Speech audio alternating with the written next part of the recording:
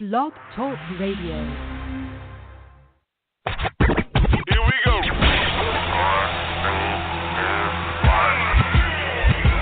Blast off. This is True Capitalist Radio. True Capitalist Radio. I am your host, the man they call Ghost. The badass of business. Give him capitalism or give him death. That's it. Period.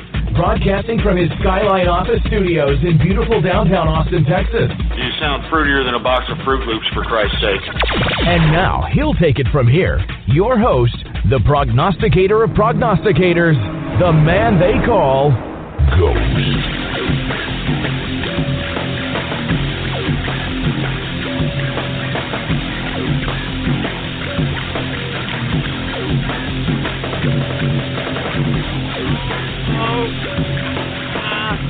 How's it going? And thank you for tuning in with me to another edition of the True Capitalist Radio broadcast. And of course, I am your host, the man they call Ghost. And once again, folks, I want to thank you very much for tuning in with me. This is episode number 408. Number 408 for all the folks that are keeping track of the True Capitalist Radio broadcast. And before we get into anything else, I'd like for everybody to please spread it around like wildfire and let everybody know that True Capitalist Radio is in effect and in the house. And we are live every Monday through Friday, 4 p.m. Central Standard Time, right here on the official website of the True Capitalist Radio broadcast. It is blogtalkradio.com/ghost. That's blogtalkradio.com/ghost. And, of course, if you have not done so, please follow me on Twitter. The Twitter name to follow is PoliticsGhost. All one word, no underscores. PoliticsGhost is the name to follow. Now, with that being said, let's just go ahead and go right into the markets at this point in time because, good God, I mean, what is going on? I mean, the investors are on LSD, for Christ's sake, man. I'm serious, man. Lucy in the sky with diamonds. What the hell's going on here, folks? I'm telling you this right now. I mean, this is a trap. And let me tell you, I hate to sound like a bear investor. I'm serious. I am not a bearish investor, but I've seen this too many times before. Too many times before. So let's just go ahead and get right into it, folks. We are seeing all-time highs in the stock market here. And, of course, it could be a reactionary situation on a variety of different fronts, folks. Okay, first and foremost, we're seeing some activity, positive activity as it relates to the American dollar. Moreover, you're having a new economic strategy being implemented by Donald Trump that did not spook the markets. As a matter of fact, the markets are anticipating and want more of. You've got all this money, the stimulus package 1, 2, all these damn ridiculous bills that have been passed that's done nothing. You know, all the quantitative easings, all that, it's done nothing but print more money, and all that money, folks, is in all these assets. All right, I mean, Carl Icahn even said it. All right, and that's why we're seeing so much money. As a matter of fact, we're seeing so many high prices. You know what I mean? On the goddamn index composites here, all right? I'm serious. Now, with that being said, on top of the dollar being high, on top of, the euro being low, we've got the European Central Bank talking about they are going to expand their stimulus package because obviously they're not doing very well economically. So what are they going to do? $2.4 trillion. You know, $2.4 trillion as a little bit of a stimulus in an attempt to try to prop up their economy. It's just such Fabian socialist crap, you know that? Such Fabian socialist economic garbage. I'm sick of it. But that, folks, got everybody in Europe getting the hell out of European stocks, European currencies, and they're coming over here to America, all right? I mean, they're wanting to cash out in American petrodollars. They want to cash out in American currency. They're actually switching over their investments into American stocks. So in my personal opinion, this is all this is what's flooding up the market to these inflated rates that we're seeing in every index composite. So let's just go ahead and get right to it, shall we? Now, I just can't believe this. I never thought I'd see, especially under the economic conditions that we're in currently, folks. I mean, I have seen America in bolstering economic times and have not seen this type of hyper investment, over speculation, for a lack of a better term. So let's get right to it. With that being said, I mean, people are making money in this market. I just caution people that are trying to, eat Sizzler now because they see their 401ks and they think that that's going to be the new norm. This is not the new norm, folks. I'm telling you, you're going to see a contraction. And when it happens, it's going to be as big, if not bigger, than this dramatic inflation that we're currently seeing in the market today. It's just going to happen, folks. I know people are probably saying, "Oh, Ghost, you don't know what you're talking about. You're a bearish investor. You don't know your ass from your elbow. You wish you understood it." Yeah, right. Shut up, all right? Why do you think actual legitimate investors listen to this broadcast, at least the first hour of this broadcast? All right, they listen to it because I am actually speaking finance fundamentals. And I think that with Trump finally being elected president, and once he's sworn in and starts unleashing his economic policies, I think that we're going to start seeing some fundamentals come back into the marketplace. And I'm talking about every marketplace. I'm not just talking about the stock market. I'm talking about the employment market. I'm talking about every market. All right, and let me tell you, I'm not saying that this over-speculation that we're seeing in the market is horrible, but it's horrible in aggregate, folks, because the majority of people that don't understand the market don't realize what's going on here. All they see is that their 401ks and the retirements are going up high, and they're, heel kicking, for Christ's sake, not knowing that this is a horrible calm before the storm. So I caution people once again. I know that we're seeing all-time highs, and every day we keep reaching more and more highs. But, folks, this is a reactionary over-speculation by not only the investment community in this country, but in other countries as well. I mean, aside from other countries and other investors in other countries wanting to be taking profits in U.S. petrodollars or U.S. currency, I mean, they're actually selling off their stocks over there and trying to bring their investment over here in U.S. stocks. Because I'm telling you, folks, this is where it's at right now. So that's why I'm saying cash is king. I'm sitting on a lot of cash, liquid, the whole 9 yards. I am waiting for this contraction. Now, I've seen this before. I have no idea when it's going to happen. We have to wait for a lot of different factors to unfold. One of which, obviously, is the Federal Reserve raising interest rates, okay? The second thing is that we need to check out the fourth quarter earnings, okay? Because if we don't, I think that everybody's counting their chickens before they're hatched here in this market. I mean, we have yet to see any of these fourth quarter earnings. Moreover, the third quarter earnings that have come out were dismal, and those that actually had some decent profits, the forecast for the future doesn't correlate with what we are witnessing in the market today. So with that being said, let's go ahead and talk about the market, okay? Dow Jones Industrial, I can't believe this. I mean, Dow Jones Industrials is up 65.19 points, a percentage increase of 0.33%. Closing out the Dow Jones Industrial at 19,614.81 points for the Dow Jones Industrial. I can't believe this, folks. I'm telling you. I mean, as quick as we've seen this rise, lest we forget, I'm going to remind everybody it can come tumbling down just as quickly. So it's up to you, folks. Y'all want to ride high in your 401ks? Y'all want to ride high in your retirements, and you don't want to cash out, hold cash until the damn contraction happens, and then you just go right in and start gobbling up these stocks that are trading at these rates anyway. Gobble them up during the contraction, and make sure you have blue chips. I mean, that's the name of the game. You know what I mean? That's the name of the game. The name of the game is that you want to buy low, sell high. I mean, and every time everybody's leaving the market, you want to have enough money to go into the market. And that's what you do. That's what you have to do. I can't believe these composite index. I just can't believe it. Let's get to the S&P. The S&P is up today 4.84 points on the day. A percentage increase of 0.22%. Jesus Christ, I'm discombobulated here because I can't believe that these damn indexes are this high.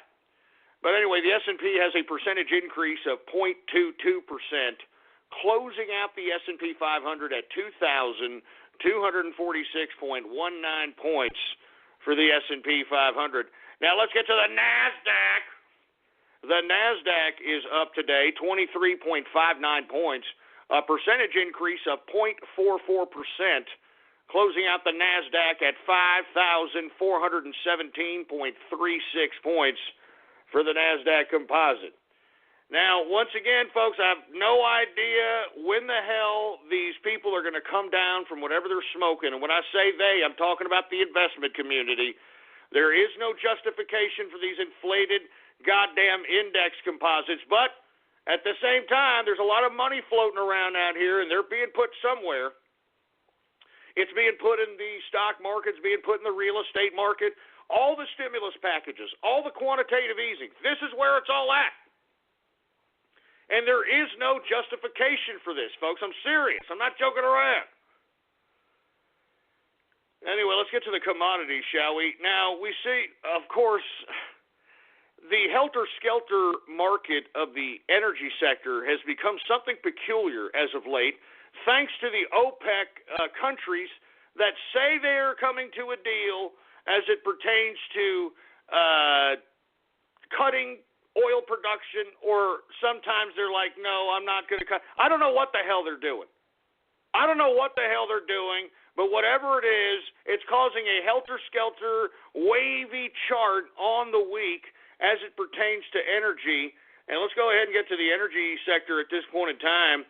We've got WTI sweet crude, folks, up today. I don't know why it's up. It was down dramatically yesterday because reports were stating that the OPEC are not truly cutting production, even though they made an agreement to. But let me tell you something. I can't wait till Donald Trump's president. We as Americans are going to be energy independent. We are going to open up the energy production of America, and we are going to become players in the world market for selling energy out here. You understand what I'm saying? That's what I'm talking about. Anyway, WTI is up today, $1.19, a percentage increase of 2.39% increase on the day for WTI, closing out at $50.96 per barrel of WTI sweet crude. Now we've got Brent crude, folks. It is also up today, 94 cents, a percentage increase of 1.77% on the day, closing out Brent crude at $53.94 per barrel of Brent crude oil. Now, with that being said, gasoline slipped modestly. It is down 0.24% on the day. I don't understand what that works, but hey. And let's get to natural gas. You're talking about a helter-skelter commodity, natural gas. You don't know where it's going. It's either feast or famine when it comes to natural gas, folks. I'm glad I don't trade natural gas, to be honest with you. You know what I mean? But natural gas, it is up today 3.14% on the day. 3.14% on the day, for Christ's sake, man. So as I stated, folks, it's a helter-skelter market in that particular commodity, to say the least. Heating oil is up modestly, although if you take a look at the chart on heating oil, you saw some big-time dips and waves there. And we should see this go up now that we're seeing this blanketed Arctic front that's basically taken hold in America. It's cold out here where I'm at. I'll tell you that right now. Not only is it cold, it's windy, for Christ's sake. Old man winter is freezing my cojones off out here in San Antonio. And I'm only here for temporary, folks. I'm trying to get back to Austin, for Christ's sake. But hey, I had to capitalize, baby. You can't blame me. You can't blame me for capitalizing, baby. You understand? Anyway, folks, let's continue going. Heating oil is up modestly today, 0.23% increase for heating oil. Let's get to the metals, shall we? The metals! Let's get to the goddamn metals.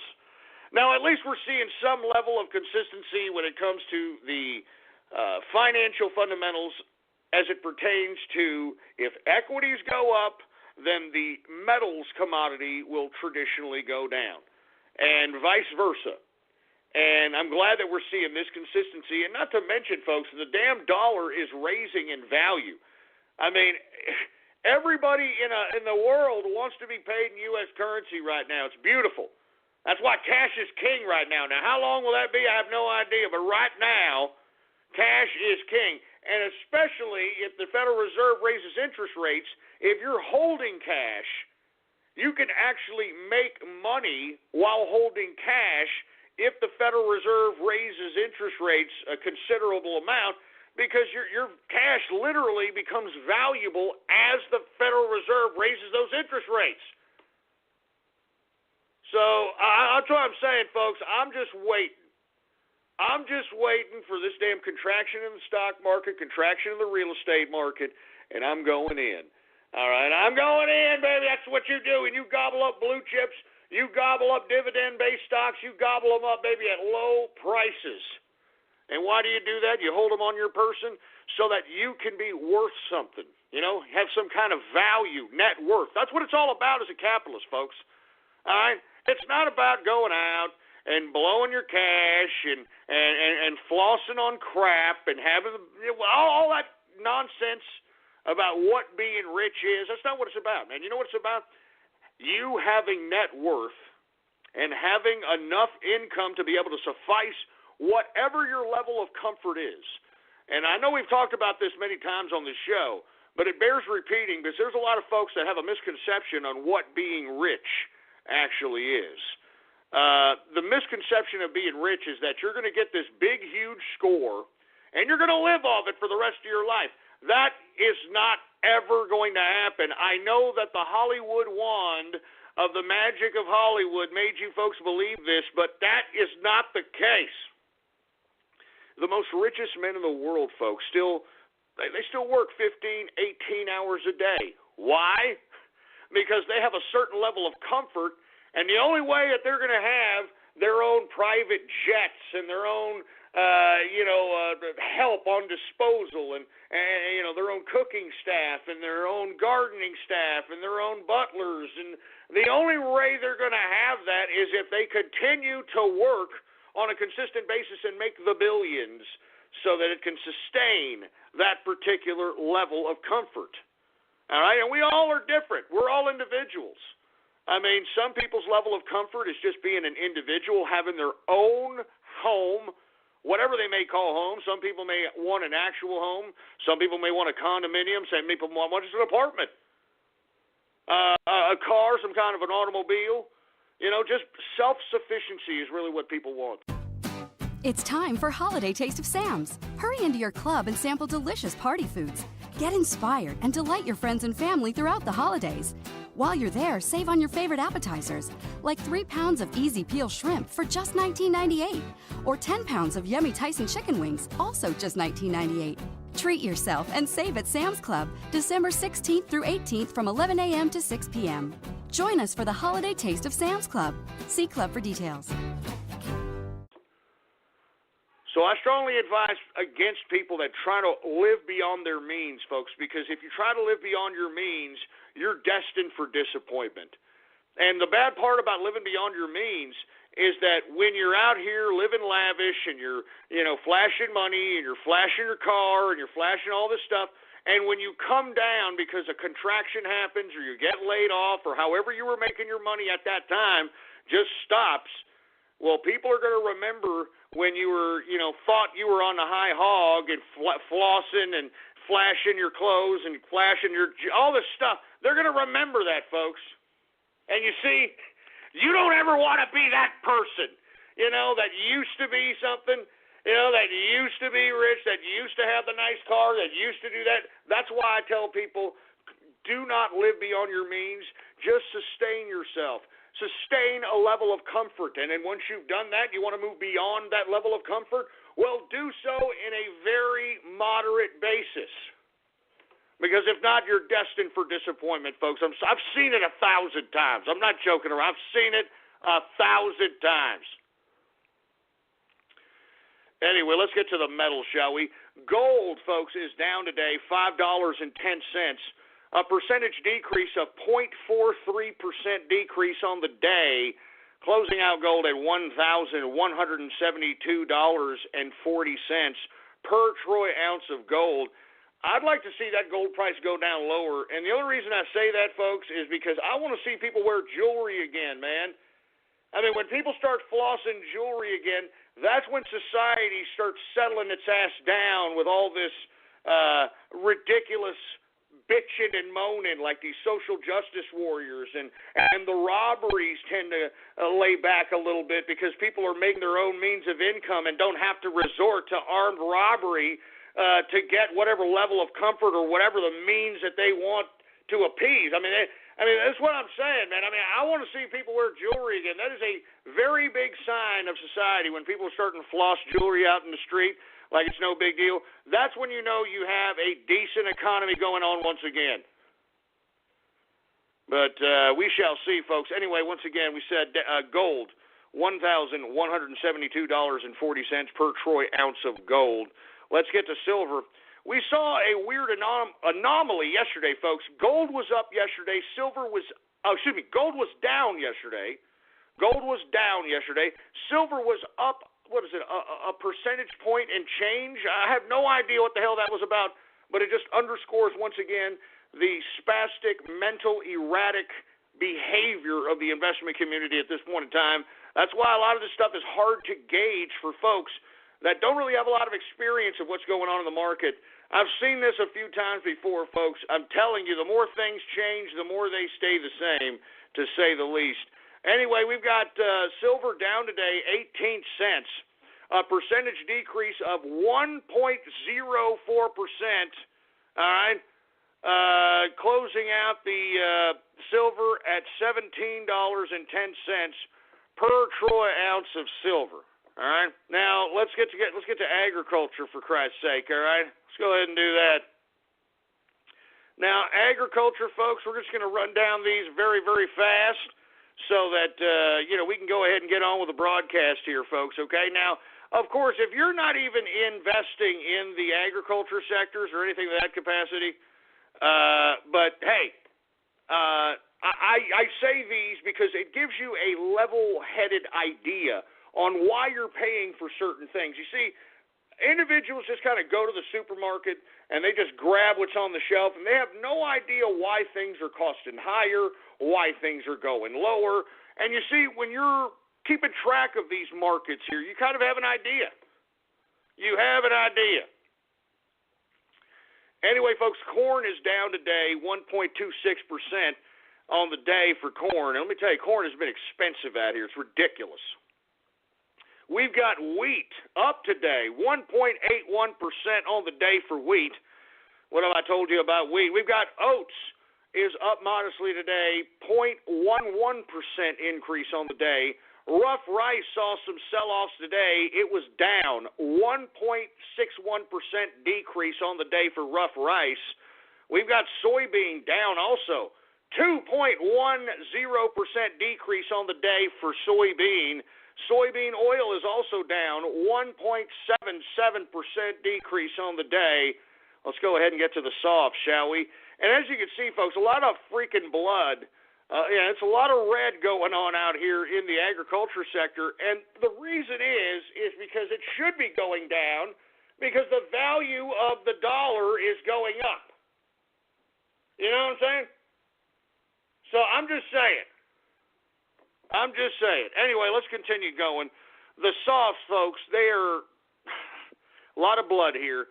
Cocoa, the base for chocolate, it is down today, 2.24% decrease on the day. Man, I have seen nothing but decreases in cocoa. So I'm assuming that we're going to see some really, really cheap, Christmas chocolates Because, I have yet to see any kind of major spike. I remember when I was covering the markets back in, I believe it was 2011, that particular year, there was a serious situation in the Ivory Coast in which a leader by the name of Gbagbo, this tyrannical leader, didn't want to leave his office even though he got voted out. And as a result, it caused a lot of destabilization in the Ivory Coast. And the Ivory Coast, folks, it produces a major percentage of the world's cocoa. You know what I'm saying? So, this is what affected the market at that particular time. And chocolates, all right, chocolates, I'm telling you, are very, very, are very volatile, for Christ's sake, all right, very volatile. Anyway, here, let's go to, at that time at least, 2011. Let's go ahead and go to coffee, folks. All right? Hey, dude, just don't talk to me. Don't talk to me unless you just give me my coffee, dude. Shut up, you stupid moron. Anyway, coffee is down today, 0.21% decrease on the day for coffee. Does that mean that these damn liberal, long-hair, hipster idiots that literally live day and night at Starbucks, does that mean that they're going to get a cheaper deal on these goddamn ridiculously high-priced beverages that they freaking sell out there at Starbucks? I think not. Anyway, let's get to sugar, shall we? Sugar! Sugar is down today, 0.92%. I'm telling you, it's nothing but blood out here. Orange juice is down today, 0.35%. Cotton is up modestly. Cotton is up 0.52%. We should see some increases in cotton as we start seeing this blanketed Arctic front get a hold of the United States, because people are going to want their coats, they're going to want the long johns, they're going to want the sweaters and all that nonsense. So as a result, this is how you calculate the potential increases in certain commodities. This is how you invest, folks. This is how you do it. Anyway, we've got lumber. It is down today 1.79%. We got rubber. Rubber is up today 0.25%. Ethanol is down today 0.49%. And let's get to the livestock, shall we? Now, I'm going to be honest with you. I said this, and I'm going to keep saying it. I'm enjoying these low prices in the damn cattle market, baby. I am just loading up on steak, baby. You understand? That's why I'm always highly energized and can go 3 hours on a broadcast like it ain't crap. Because I'm eating a lot of steak, boy. You understand that? All right, that's what fuels a man, for Christ's sake. I don't know how you dumbass vegans out here can look. I mean, you guys look like you're freaking dying of the AIDS, for Christ's sake. You're out here, oh, I feel so healthy. Yeah, right. And if you happen to be vegan, that's your thing. I mean, hey, more power to you. You know, if you're doing that because you're trying to, make yourself look better vanity-wise, hey, that's your problem. I'm just saying. Anyway, we've got live cattle down today, folks, 0.11% decrease on the day for live cattle. Cattle feeder is also down today, 0.30% decrease for live cattle, cattle feeder futures. And, folks, what have I been saying about lean hogs, for Christ's sake? We saw, 4% increase yesterday. Before that, we saw 2 and change increase. Today, check this out. When there's nothing but goddamn red all over the board in the commodities, lean hogs is up 1.80% increase on the day. Yes! The prognosticator of prognosticators strikes again. And that, my friends, is the markets for your ass, folks. All right? I want to thank you very much for tuning in with me. Let me go ahead and... I'm looking on Twitter. People are stating that, unfortunately, I am beeping. We're having some, once again, technical difficulty going on with the broadcast. Can I get other people to confirm this on Twitter, folks? Are you hearing some level of freaking, weird beeping or some kind of technical difficulty that's happening once again? If you could, give me a Twitter, a check, if you will, I'd really appreciate it. Let me go ahead and get my drink here. Where's my drink? Here it is right here. Good stuff, folks. Anyway, I hope that we're not having technical difficulties. Some people are saying that they don't hear anything. Some people are saying they're hearing some beeps. I mean, I guess so. I don't know. They're faint beeps, I guess, but it's nothing that's disrupting. I don't know. I have no idea what's going on here, but they seem to have stopped now. All right. Well, thank you very much for the folks that are actually giving me a decent assessment on what's going on with the broadcast. And for all you troll terrorists out there that are like, hey, I hear different voices, and I hear, like, subliminal messages, and shut up. Anyway, folks, once again, I do want to say to people, I mean, I hate to keep reiterating this, but I'm telling you this right now. This is fool's gold in this market. All right? This is fool's gold. And if I were you, if you are riding high right now on your 401ks, your retirement, your portfolio, consider if you don't even want to sell it all off. I mean, just sell half of it off.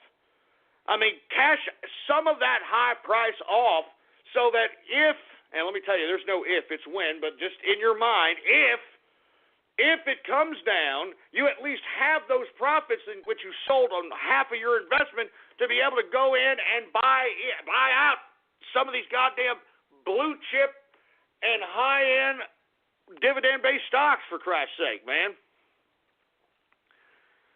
So anyway, folks, I don't really know what's going on here, but we're going to continue with the broadcast.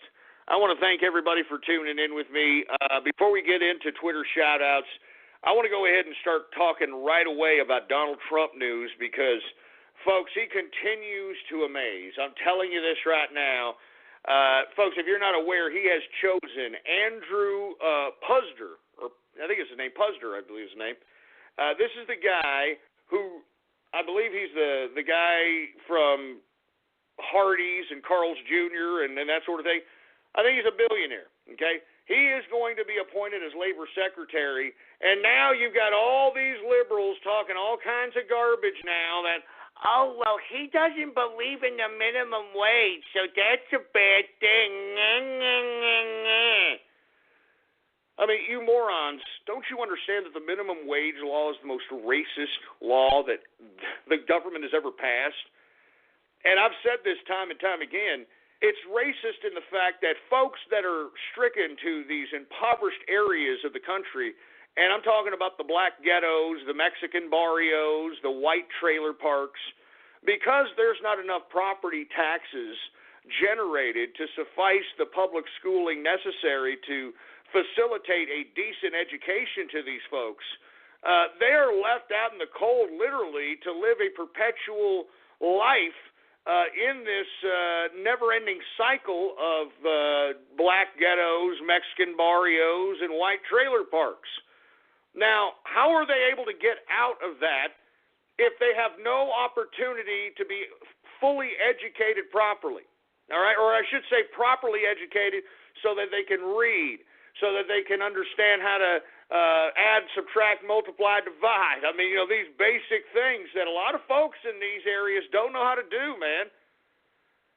So how do you do it? Well, you allow these folks to be able to sell their labor at whatever cost they are willing to accept payment for. For instance, if you're somebody, especially somebody in the ghetto, all right, and you want to get yourself a trade, you want to do something in some capacity, you want to be a cook or you want to be a chef, but you can't go to these big chef schools. You can't go out and learn from anybody. So what you do is you go up to these restaurants and you just say, hey, look, I want to work. I'm willing to accept any pay necessary. I mean, just give me enough to make a gas trip over here and maybe enough for me to eat or something of that nature, and I'll be fine. And what will happen, folks, is that when you're there accepting whatever pay that is negotiated and accepted between you and your employer, you'll be able to get skills and real-time experience that you would have never have gotten if you have been subjected to the minimum wage laws. And you see, this allows folks that are in impoverished areas like the white trailer parks, the black ghettos, the Mexican barrios, to be able to sell their labor, and in exchange of selling their labor at low cost, they're getting on-demand experience. They're getting just instantaneous experience and skills. I mean, they'll understand how, if they wanted to be a cook, they understand how sanitation works. They understand how, the health code works. They understand how different levels of cooking works, pans and flames and griddles and all these skills necessary to be able to facilitate somebody that's in the ghetto, the barrio, or the white trailer park to be able to go in and fulfill themselves as potentially wanting to be some level of chef or cook or something of that capacity. So anyway, that's what I'm saying, folks. I mean, so what? This guy, Andrew Pudster, is against the minimum wage law. It's a racist law, man. It's racist. It's freaking racist, man. I mean, it is prohibiting black, Mexican, and white trailer park folk from actually entering the workforce and to be able to facilitate themselves forward into whatever field that they are selling their labor for. And you see, I find it funny that people sit here and piss and moan about critics of the minimum wage law, and yet they're perfectly fine with internships, which is, folks, legalized modern slavery. I mean, I can't believe that internships actually exist. I mean, let me get this straight, okay? You go to school, all right? Let's say you go to freaking whatever school and you drop $40,000 to get your pissly little 4-year degree, and then right before you're about to graduate, you've got to go and not even after, not even before, even after you graduate, you have to have some internship to get, quote, experience. And folks, when you go and get that internship, you're working for free. You're working for free, for nothing. And a lot of these folks that have interns, they use and abuse these folks, man. You know what I mean? They use and abuse these folks. And it's legal. It's legal to just go and just say, hey, I want an intern. Come on over here. You're my intern. Come on now, go do this and go. I mean, it's for free so you can get, quote, experience, for Christ's sake. I mean, give me a break. Good God. I mean, I think it's disgusting. And yet, if somebody wanted to exchange their labor, their manpower or woman power for whatever price, even if it is $2 an hour, $3 an hour, all right, whatever it is, they're not going to be paid that for life, you morons. When you're in the midst of an actual workplace, you begin to surmise a lot of things. You begin to learn a lot of things. You begin to get experienced in a lot of things, and hence that's what makes you valuable, because you understand the whole business flow, the process, the protocol, and everything within a given industry if you sold your labor for a cheap amount of price. I mean, you're not going to be paid that forever. Folks, ask any elderly black man, all right, that's in upper middle class, what job they had. And they're going to tell you, folks, that they had to go and they were working the grocery store, or they were working a diner or something of that capacity, and they were getting paid 10 cents an hour, 15 cents an hour. And, folks, that was diddly back then, but you know what they'll tell you? They'll say, hey, it kept me out the ghetto. It made me the man who I am today. It gave me experience. It gave me the experience of what it's like to actually be in the workforce. I mean, it's all there is to it, man. I mean, I don't understand why everybody is so, circle jerky, for a lack of a better term, about freaking minimum wage. It's ridiculous. I mean, the minimum wage law has created poverty. It hasn't stopped poverty.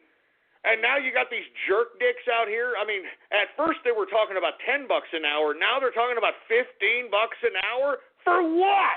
For what? I mean, it doesn't even make any sense, man. One of my first jobs, I'm not going to say what it was, but it was a warehouse type of job.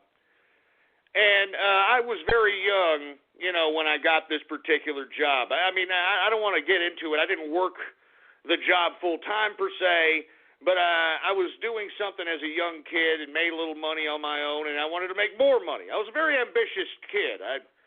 I've always been an independent, business-minded person, even as a young child. So even though I was making money doing a certain avenue of generating revenue as a child, well, I shouldn't say child, I'd say like 14, 15, I wanted to make more money. You know what I'm saying?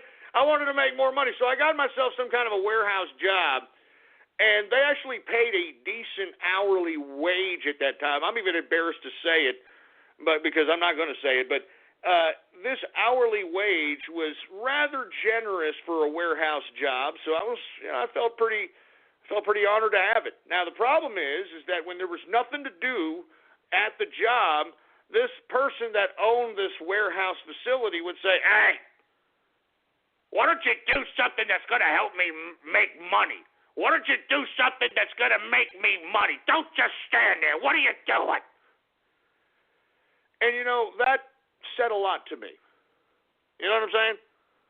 That said a lot to me because that's really what it's all about. I mean, how is this man going to pay some young kid like myself to stand around and have a circle jerk unless I help this man, help facilitate him making more revenue for his organization so he can not only pay me, but other folks that are within his organization that were actually, there were people that were actually raising families in that particular warehouse facility, and here I was with some 14, 15-year-old punk over here.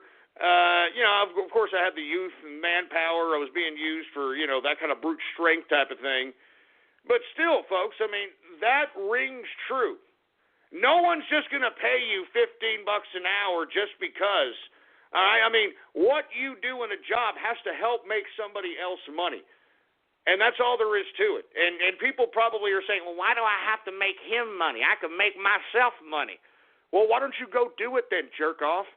I'm tired of people like saying, why do I have to make the capitalist money? Why can't I make my own money? Well, go and make it, idiot. Go and try to make it yourself and see how goddamn easy it is, all right? All right? Go see how easy it is, all right? Everything from actually running the operation and getting all the permits and all the fees and the business taxes and all this crap. Yeah, go and do it and see how easy the goddamn son of a bitch is, all right? God damn it. Give me a break. Anyway, folks, I didn't mean to get off on this tirade, but the point I'm trying to make is that Donald Trump, these appointments that he's making, it's pure capitalism, baby. You know what I'm saying? These are pure capitalists. As a matter of fact, here is let me see if I can find it here. Here's an article of Trump's strategist, Stephen Bannon. All right? He's his chief strategist, the guy from Breitbart. All right?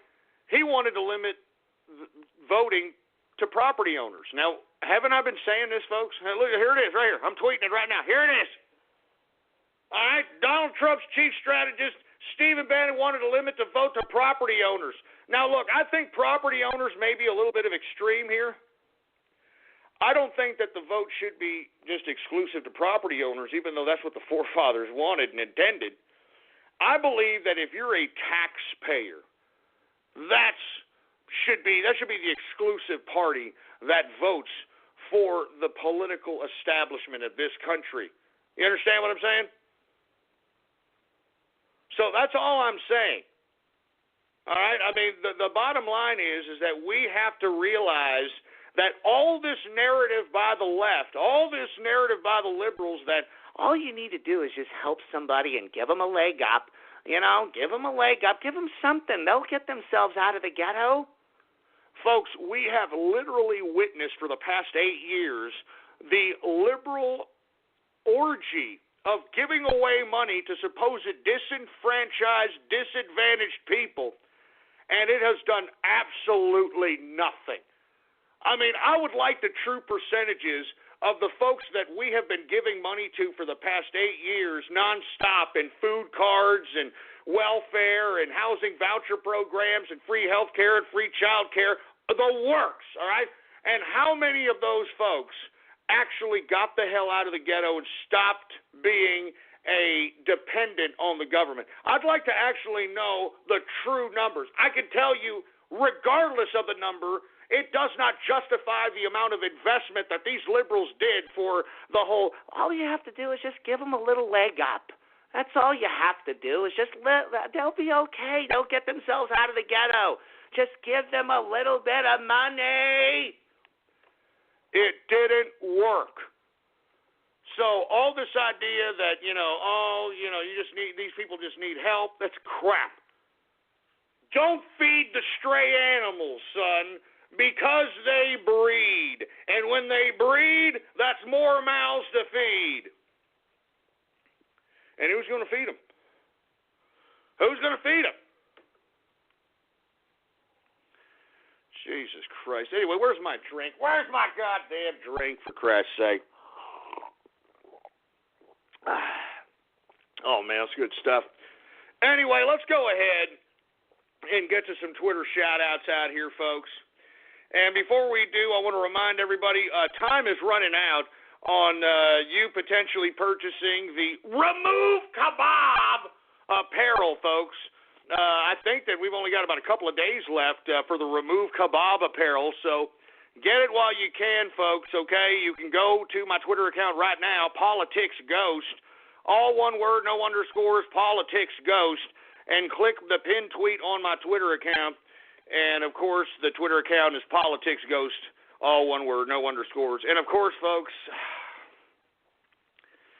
I've taken a lot of heat for this. And, look, I'm going to talk about this later on in the broadcast. So if you happen to be a brony, I strongly advise you folks around going close to the third hour, I'd strongly advise all you brony, clopper, whatever you call yourselves, I strongly advise you to assemble your bronies and tell them to listen to this broadcast because I have a message for the bronies. All right, I'm not joking. I've taken a lot of flack for what I'm doing here, selling pony merch. I've taken a lot of flack, man. I've taken a lot of flack from a lot of people, and we're going to have a little bit of a talk about it later on in the broadcast. So before I go and move on with anything else, before we move on with Twitter shout-outs, if you are a brony and you want some pony merch, all right, you go ahead and get your ponified capitalist ghost autograph. And let me tell you, it's up for a limited time only, all right? I'm only doing this because it's a deal. But let me tell you, we're going to talk about this later, okay? If you want one, go ahead and go to your web browser right now and type in ghost.market.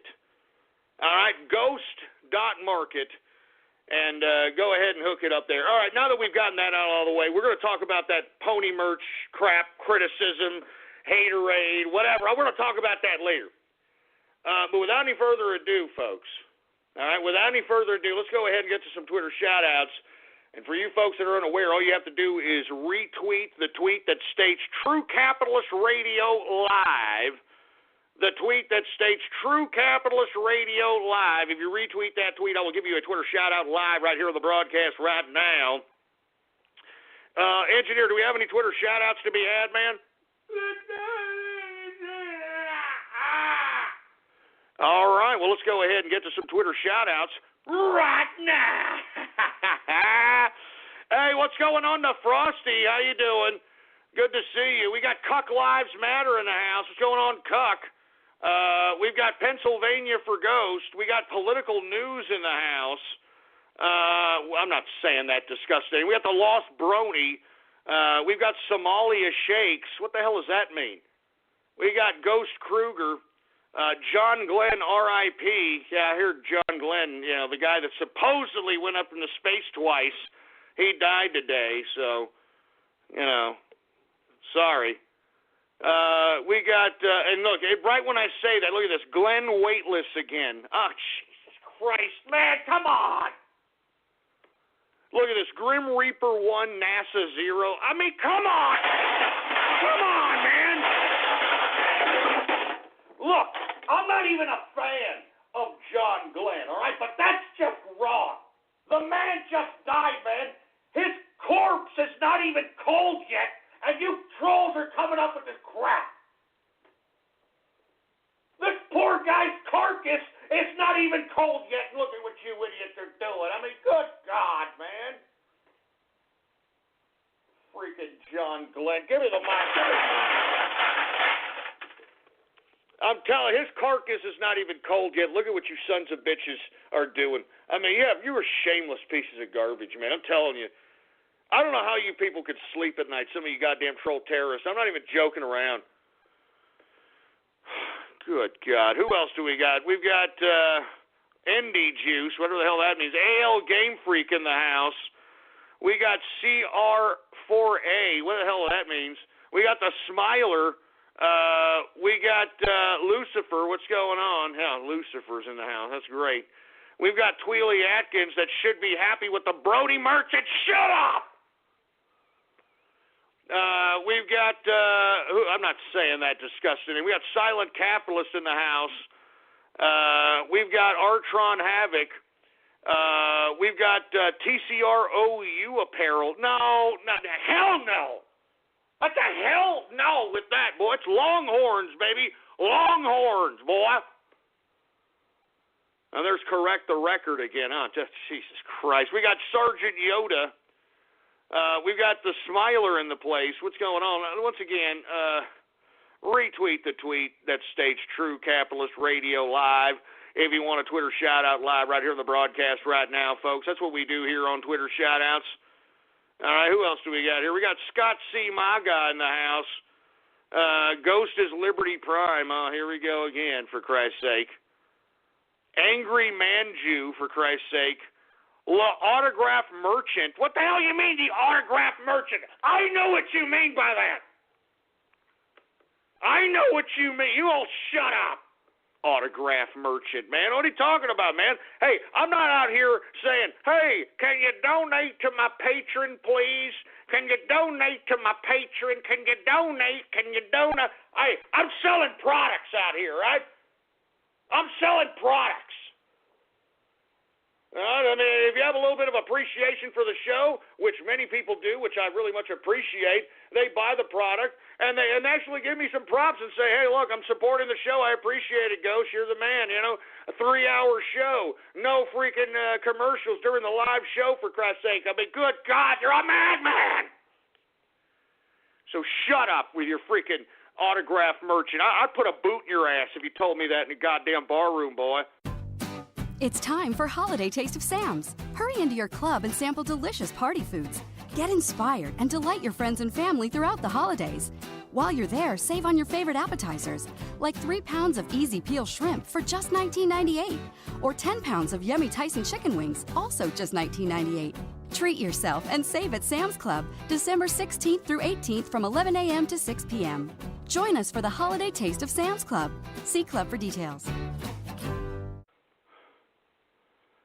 Anyway, we've got car shares in San Antone. Okay, that's great. Artron Havoc. We've got Troll-Tay Ferret Now. What the hell does that mean? Troll-Tay Ferret Now? What the hell does that mean?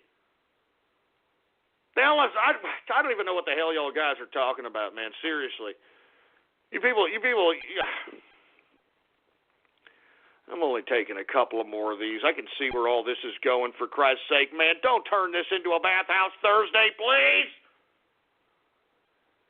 We've got Gabe the 13th. What's going on? We got, I'm not selling that. I'm not saying that crap, man. Unbanned Plague. What the hell is Unbanned Plague? Make up your mind. Jesus Christ. Knock Ghost teeth in. Oh, yeah? Oh, yeah. I'd like to see you come down here and try that, you scumbag. I'm serious. I'd like to see you come down here and try to knock my freaking teeth in and see if your ass don't get laid out and put out in a stretcher, boy. Serious, man. You guys talk a lot of mad crap over this internet, boy. I'm telling you. I ain't forgetting this either. Anyway, we got Supa in the house. We got Edgar Raines in the place. John S.K. in the house. Death to Entitlements. Yeah, no kidding. We've got Raiden Snake in the place. What's going on, Raiden Snake? We've got Karaskin. What's going on to Karaskin? Anyway, who else do we have going on over here? He's more sick-ass, twisted name pricks. I mean, why do you all? What is the major malfunction in your brain that makes you want to do that? I just don't understand. I have no idea what it is.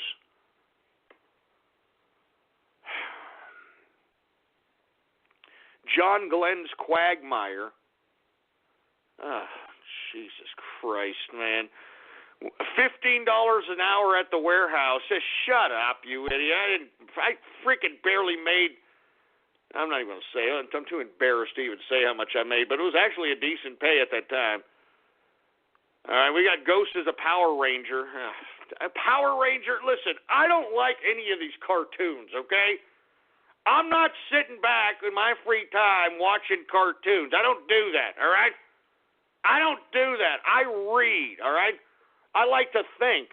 I like to enlighten myself. Do you understand? Anyway, we got King Undead in the house. We got NRJ Commando. Who else do we have, for Christ's sake? The Dead Star. I'm a black star. I'm a black star.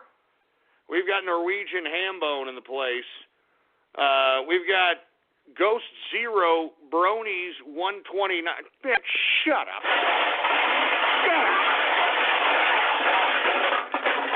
And look, I'm looking at the freaking profile picture of that stupid goddamn name, and it's a tohu lover. It's a goddamn tohu lover. God damn it.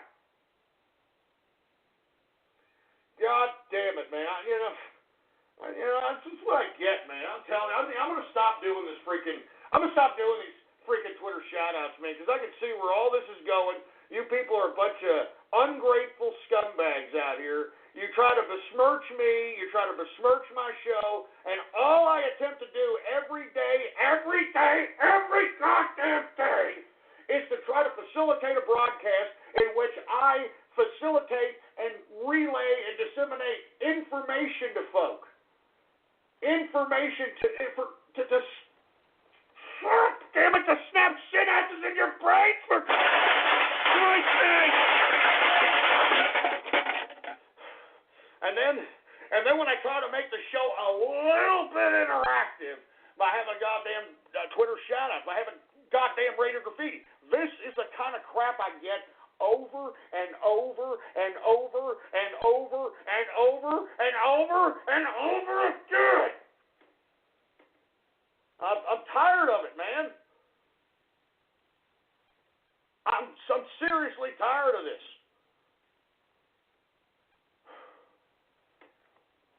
I'm tired of this. Give me that freaking mic. I'm seriously tired of this, man. I mean, I come up here every day, you scumbags, for 3 hours, nonstop, baby, nonstop. Nonstop every damn day. I give you fury. I give you the energy. I give you the knowledge, and this is what you do to me.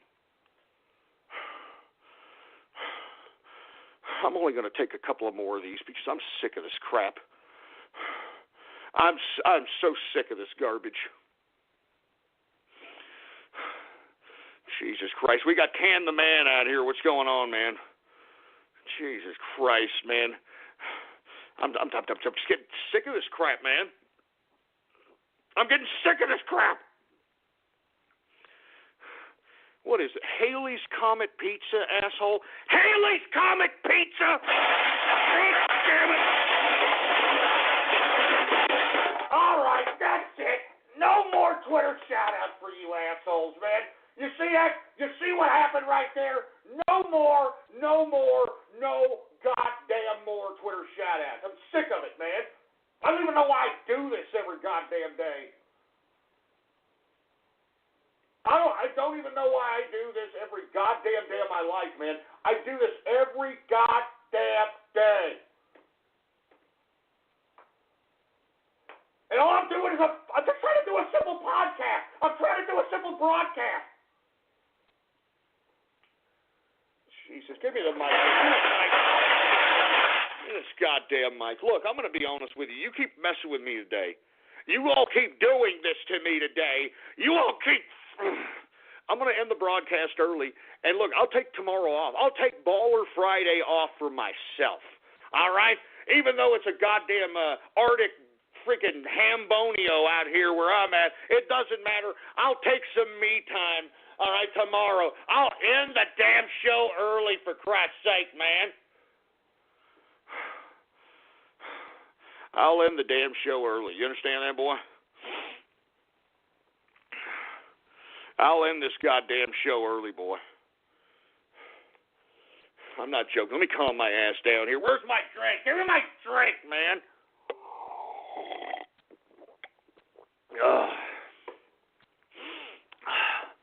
Man, I don't even want to do this broadcast anymore, man. Seriously, I mean, sometimes I just want to stop the show. Sometimes I just want to take a break. I'm serious. I'm not joking around. I mean, it's the holidays, man. Maybe I should just take a holiday break going on, man. I don't know, folks. I don't know anymore. I don't know what the hell's going on with this world anymore. I don't know what's going on. Anyway, folks, we are now in the second hour of the True Capitalist Radio broadcast. And I'm your host, the man they call Ghost, yada, yada, yada. Look, I'm getting sick of this crap. I'm getting really sick and tired of this crap. I'm going to be honest with you. I'm a little annoyed today, obviously. I mean, you know, you idiots are turning this goddamn show into a bathhouse Thursday already. Already. It's barely going into the second hour. You idiots have fruited up this damn broadcast. The whole goddamn internet smells like butt crack. I hope you're proud of yourselves, all right, fruit bowls? I hope you're all proud of yourselves, huh? I hope you're counting the bacon bits in your shit funnel and you're proud of your damn selves, you stupid milky-licking pieces of nipple clamp-loving, butt-plug-up-the-ass-looking, pedophile, priest-probing, urinal cake curator-having, phallic fluffer, foreskin muzzle-loving, cuckold connoisseur, animal bag-cleaning, sphincter-fingering piece of trash!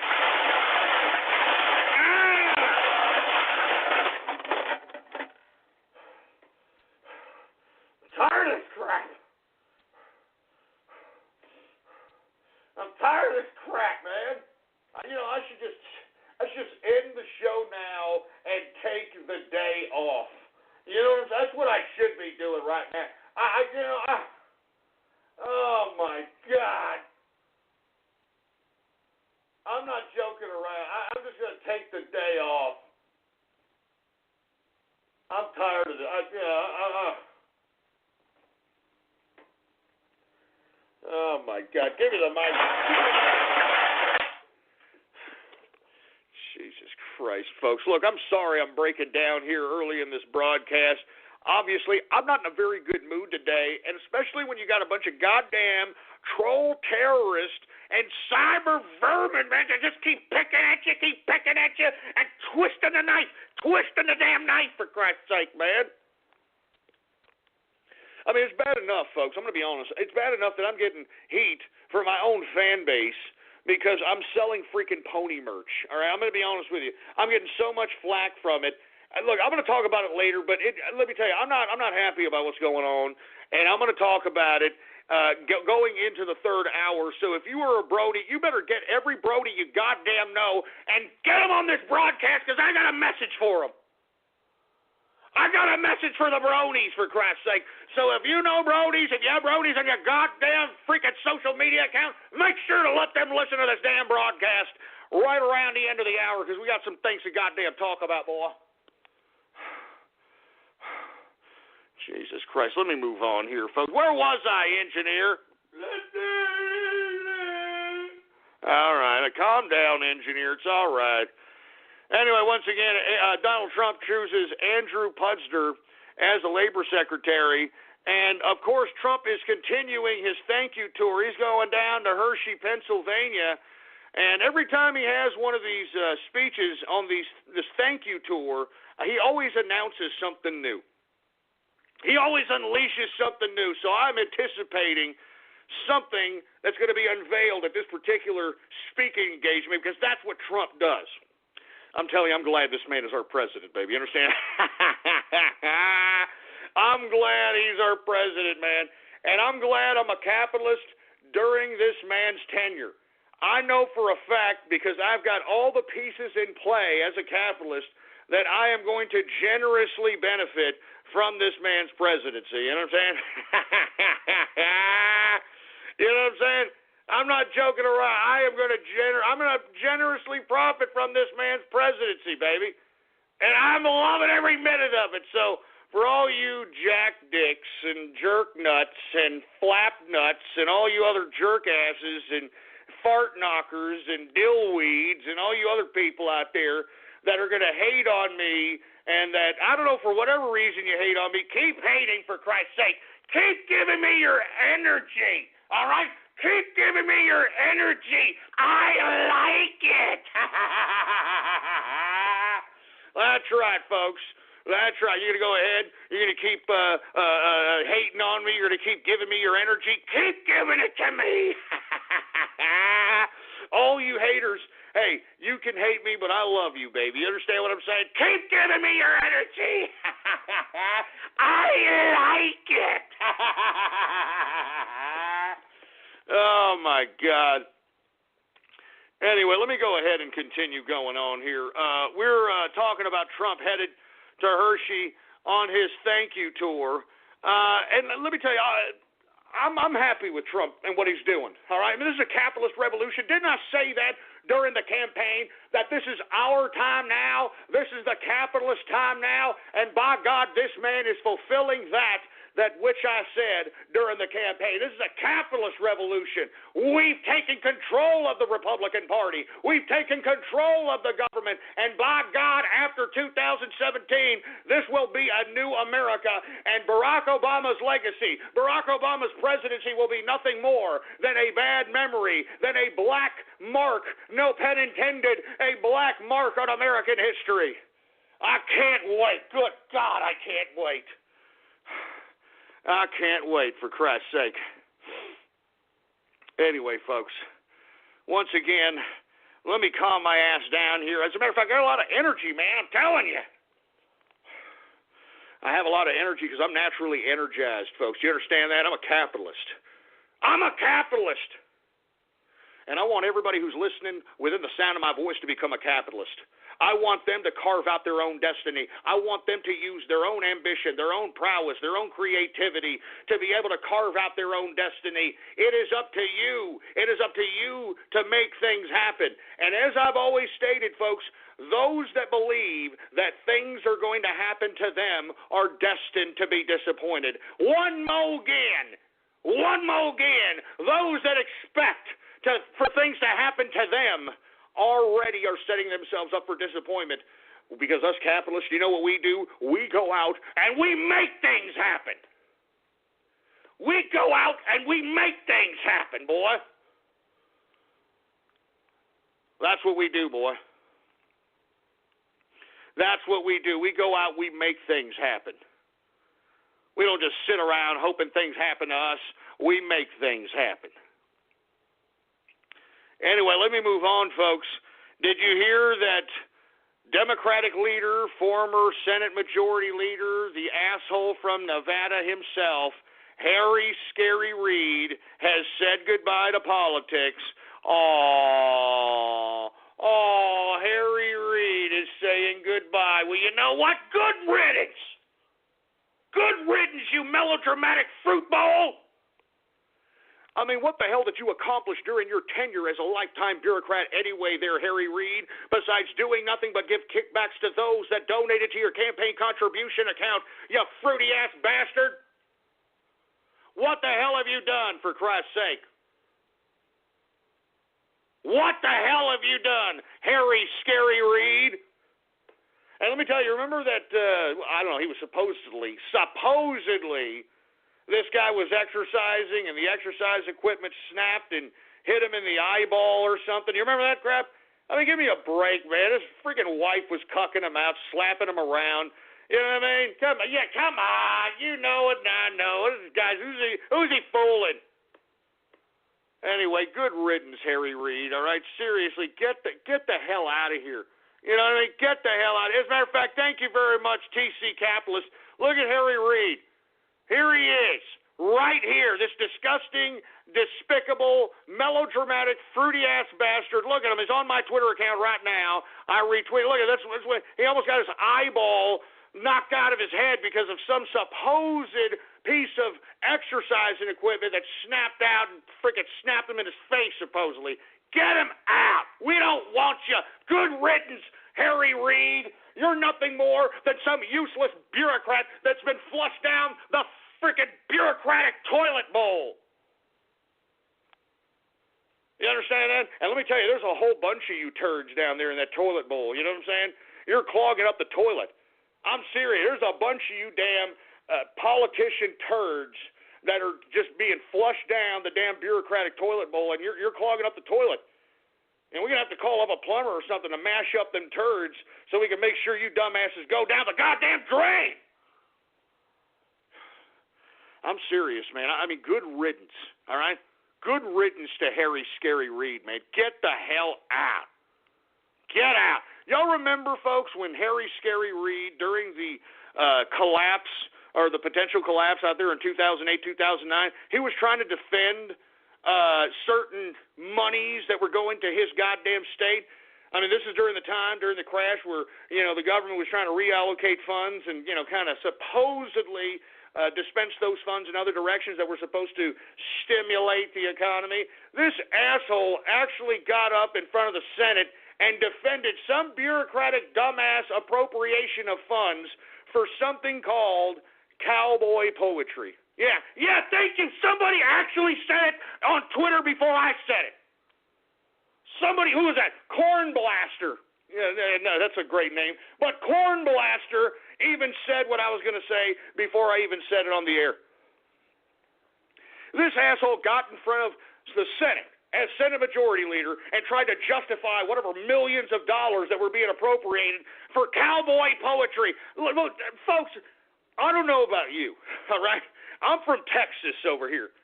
All right, I'm from Texas. I have never met a cowboy who did poetry, all right? I've never seen some cowboy poetry session, some cowboy poetry hoedown. I have never seen it before in my life.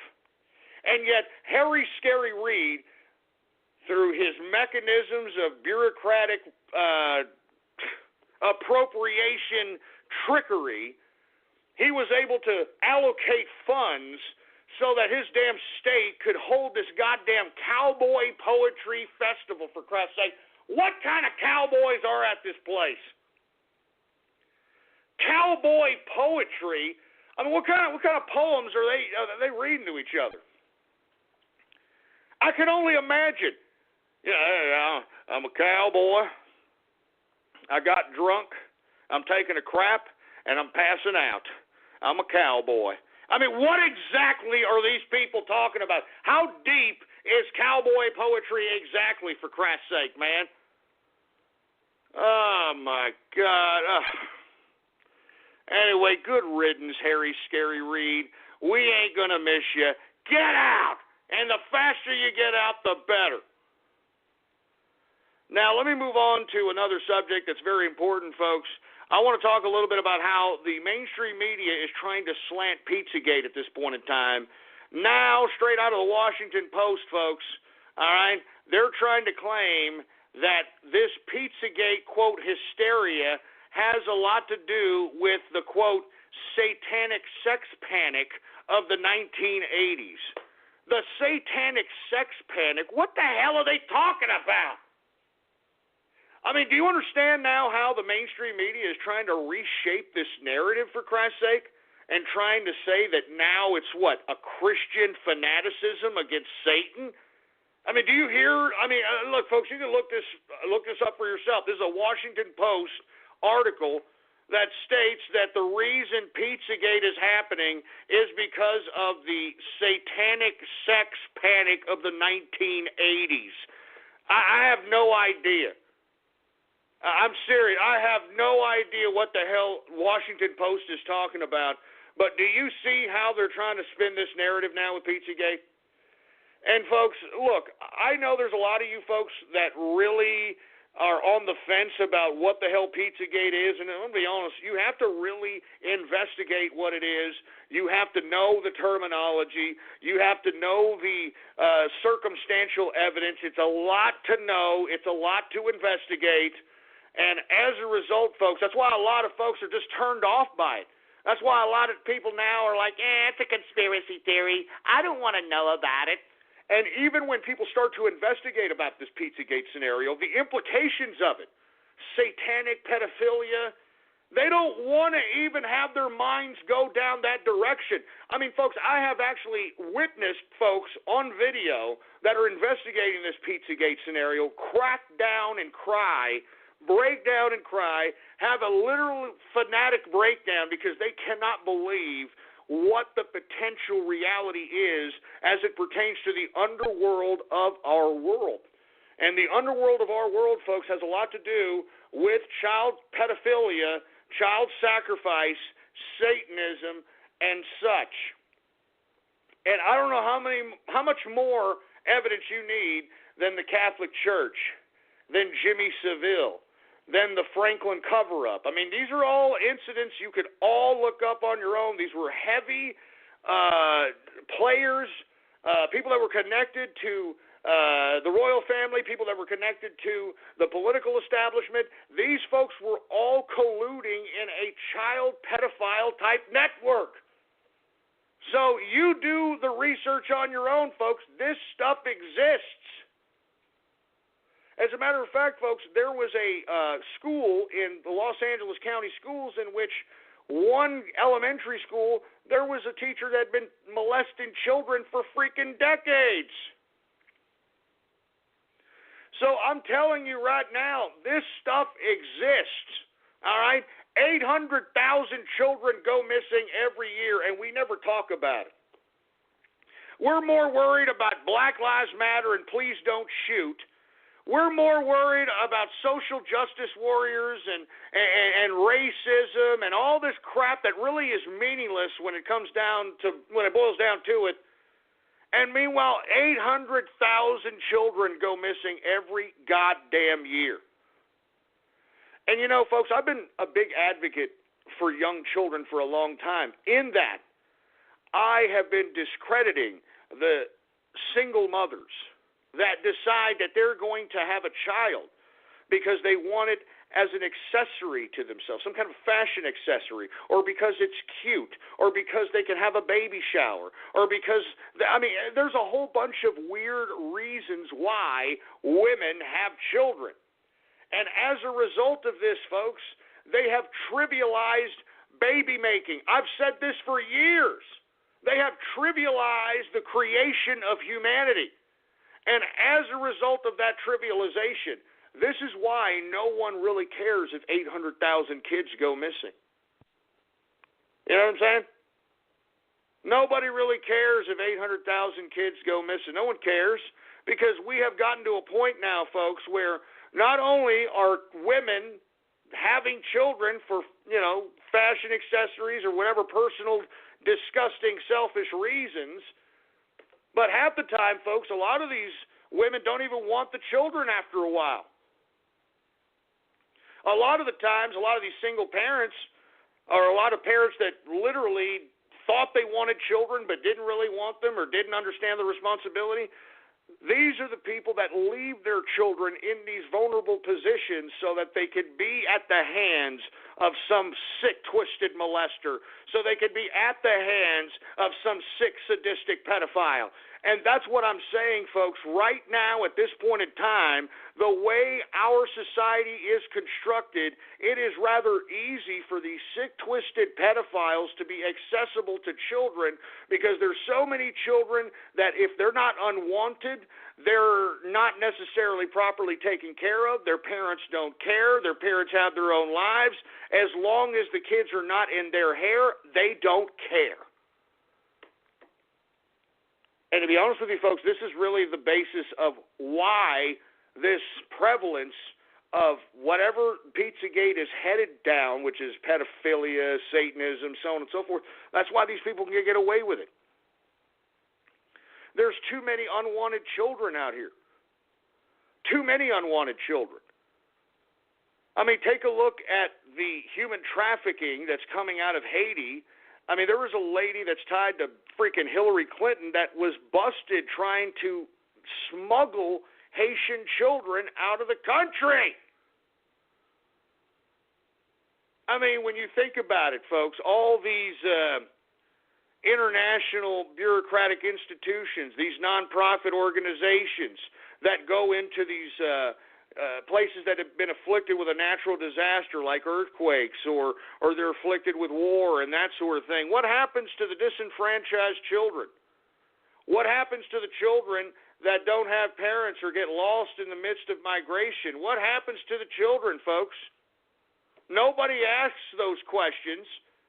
But you see, the individuals that are independently investigating Pizzagate are starting to find very, very conclusive evidence on what happens to these children. What truly happens to children that go missing.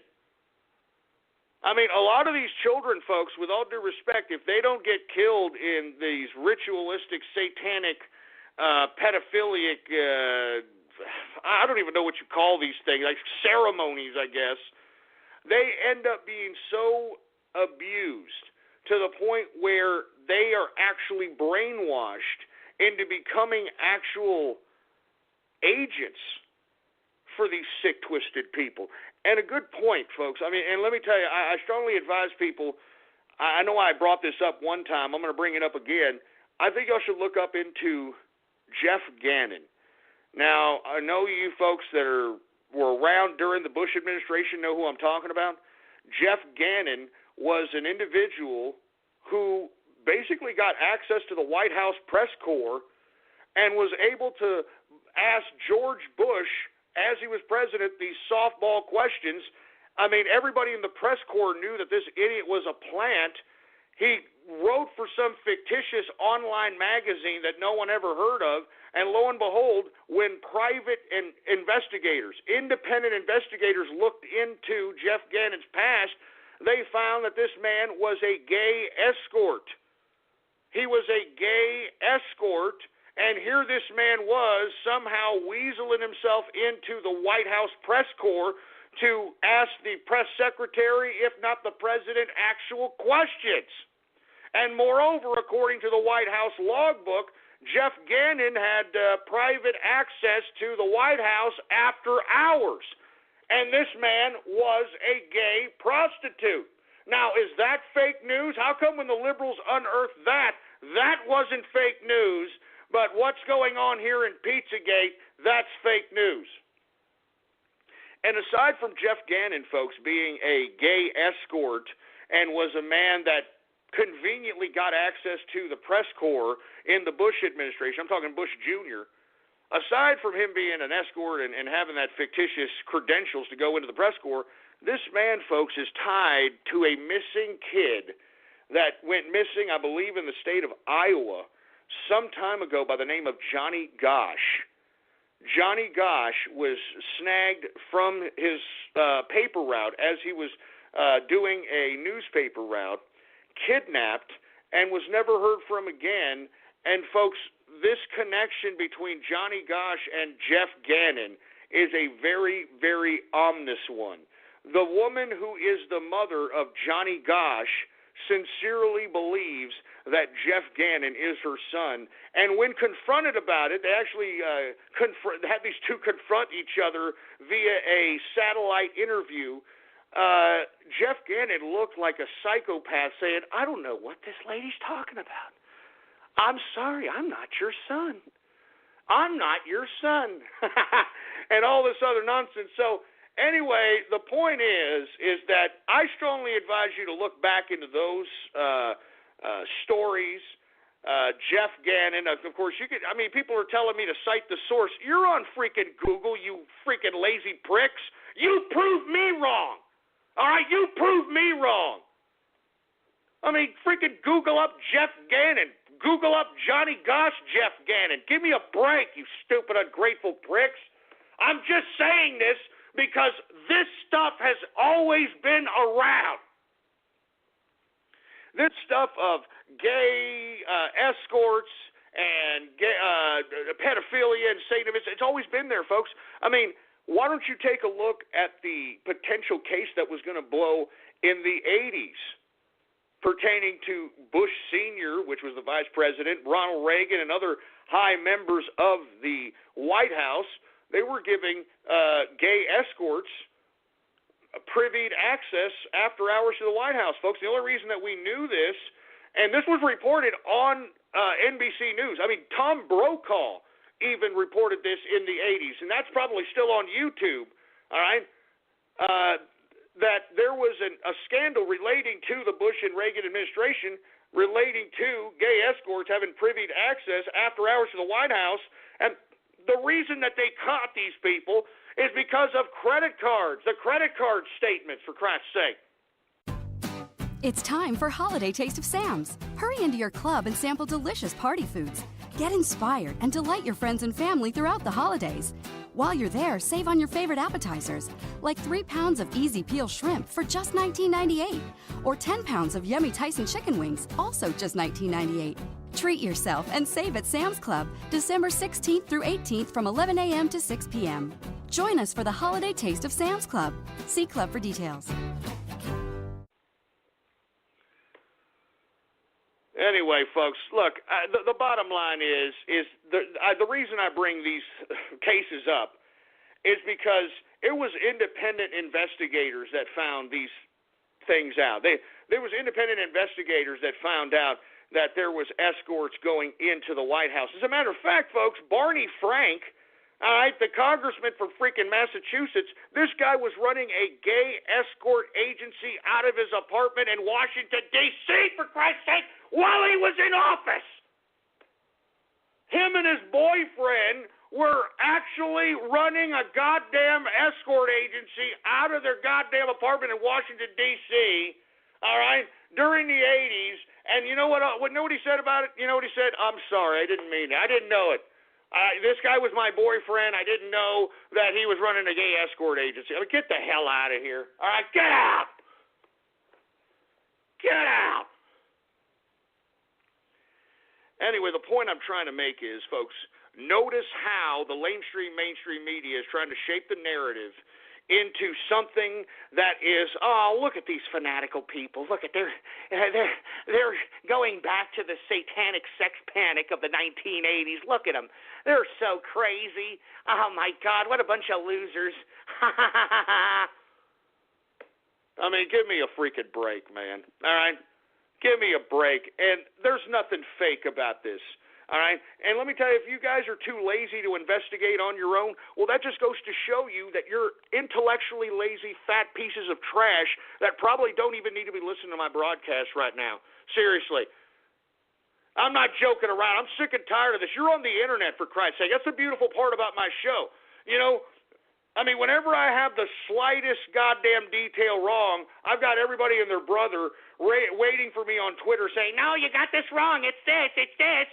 And then when I'm slapping you in the face with goddamn red pills, you're like, oh, I want a source so that I can keep trolling you. Stupid morons. Give me my drink, for Christ's sake. Give me my drink.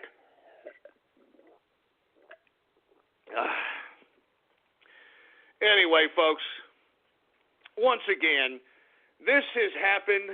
It's been right before our very eyes the whole time. It's just that people don't want to accept the truth. People can't handle the truth. And it's unfortunately a fact of life. I never thought I'd ever say that. But, I mean, that's how you control a whole country of people, is by lying to them. I mean, Hitler was the one that said, the bigger the lie, the more people will believe it.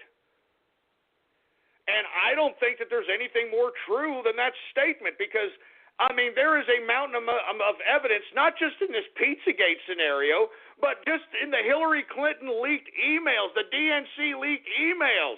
I mean, there is so much evidence that there was corruption, criminality, collusion in the damn DNC primary vote, for Christ's sake. I mean, give me a break. I'm serious, man. And you see, not even that. not even that evidence could dissuade these liberal imbeciles from saying, oh, wait a minute, is she really that corrupt? Oh, my God. I mean, I'm a principled voter. I mean, I'm not going to vote for somebody that is blatantly criminal and blatantly corrupt. The evidence was there, and they were like, I mean, we were there. We saw them, folks. I mean, good God. I mean, the basis of controlling idiots is to lie to them. It's obvious. Nobody wants to know the truth. All right? I mean, that's one thing I've learned. It's one thing I've learned about this modern time within the past 8 years or so is that no one wants to know the truth. They would rather have some perfectly good wrapped up lie in their face and live that perspective than actually face reality with the truth. And the truth is, with all due respect to you folks, the world doesn't revolve around you, okay? The world doesn't revolve around you. No one cares about you. You are nothing but a speck of excrement going down the toilet after being wiped on a damn toilet paper. Do you understand me? I am insignificant. You are insignificant. The only thing that makes us significant is if we attempt to try to make this place a little bit better than we were when we were here. And that's why I try to do whatever I can do, folks, because I honestly believe that what I'm doing for a higher purpose. I'm not doing this because I'm sitting here. I'm just get the hell out of here.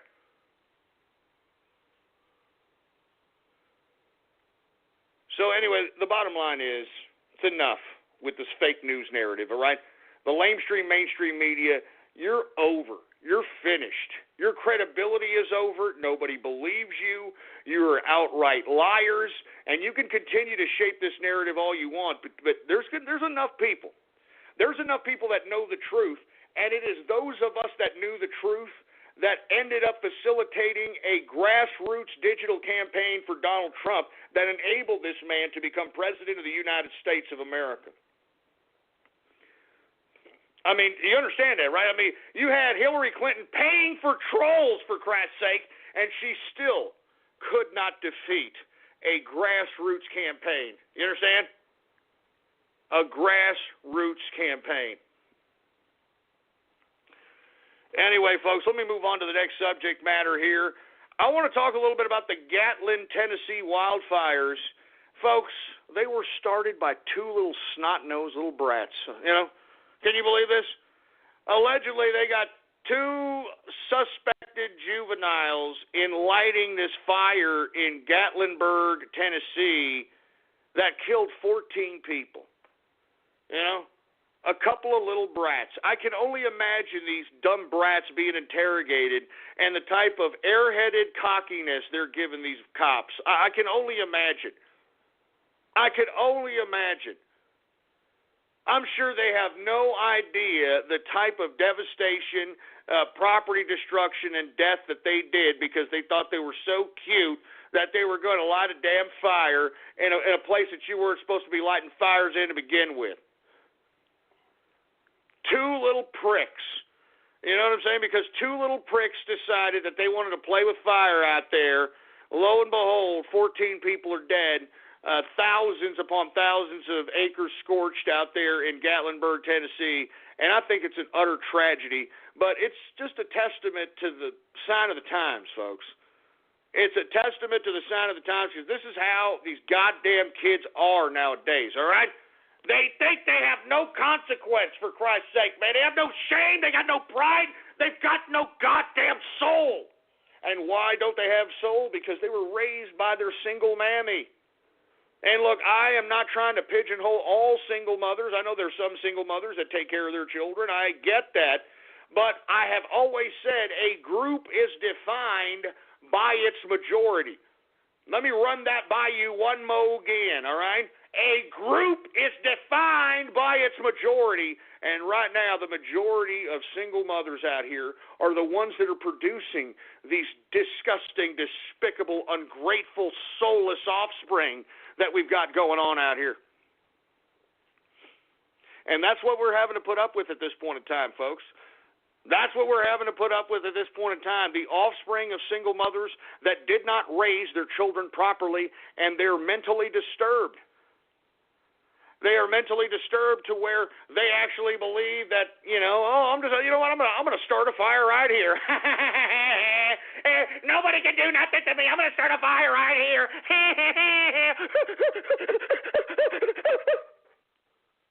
Give me a freaking break, man. Freaking 2 juveniles, man, starting a goddamn fire, kill 14 people, man. I mean, it's sick. Utterly sick to my stomach. I don't even want to talk about this subject matter anymore because I'm telling you, I try to have optimism, I should say, with the American youth, but god damn it, have you seen these young people nowadays? I mean, I'm trying. I'm sincerely trying to have optimism for the American youth. I'm trying.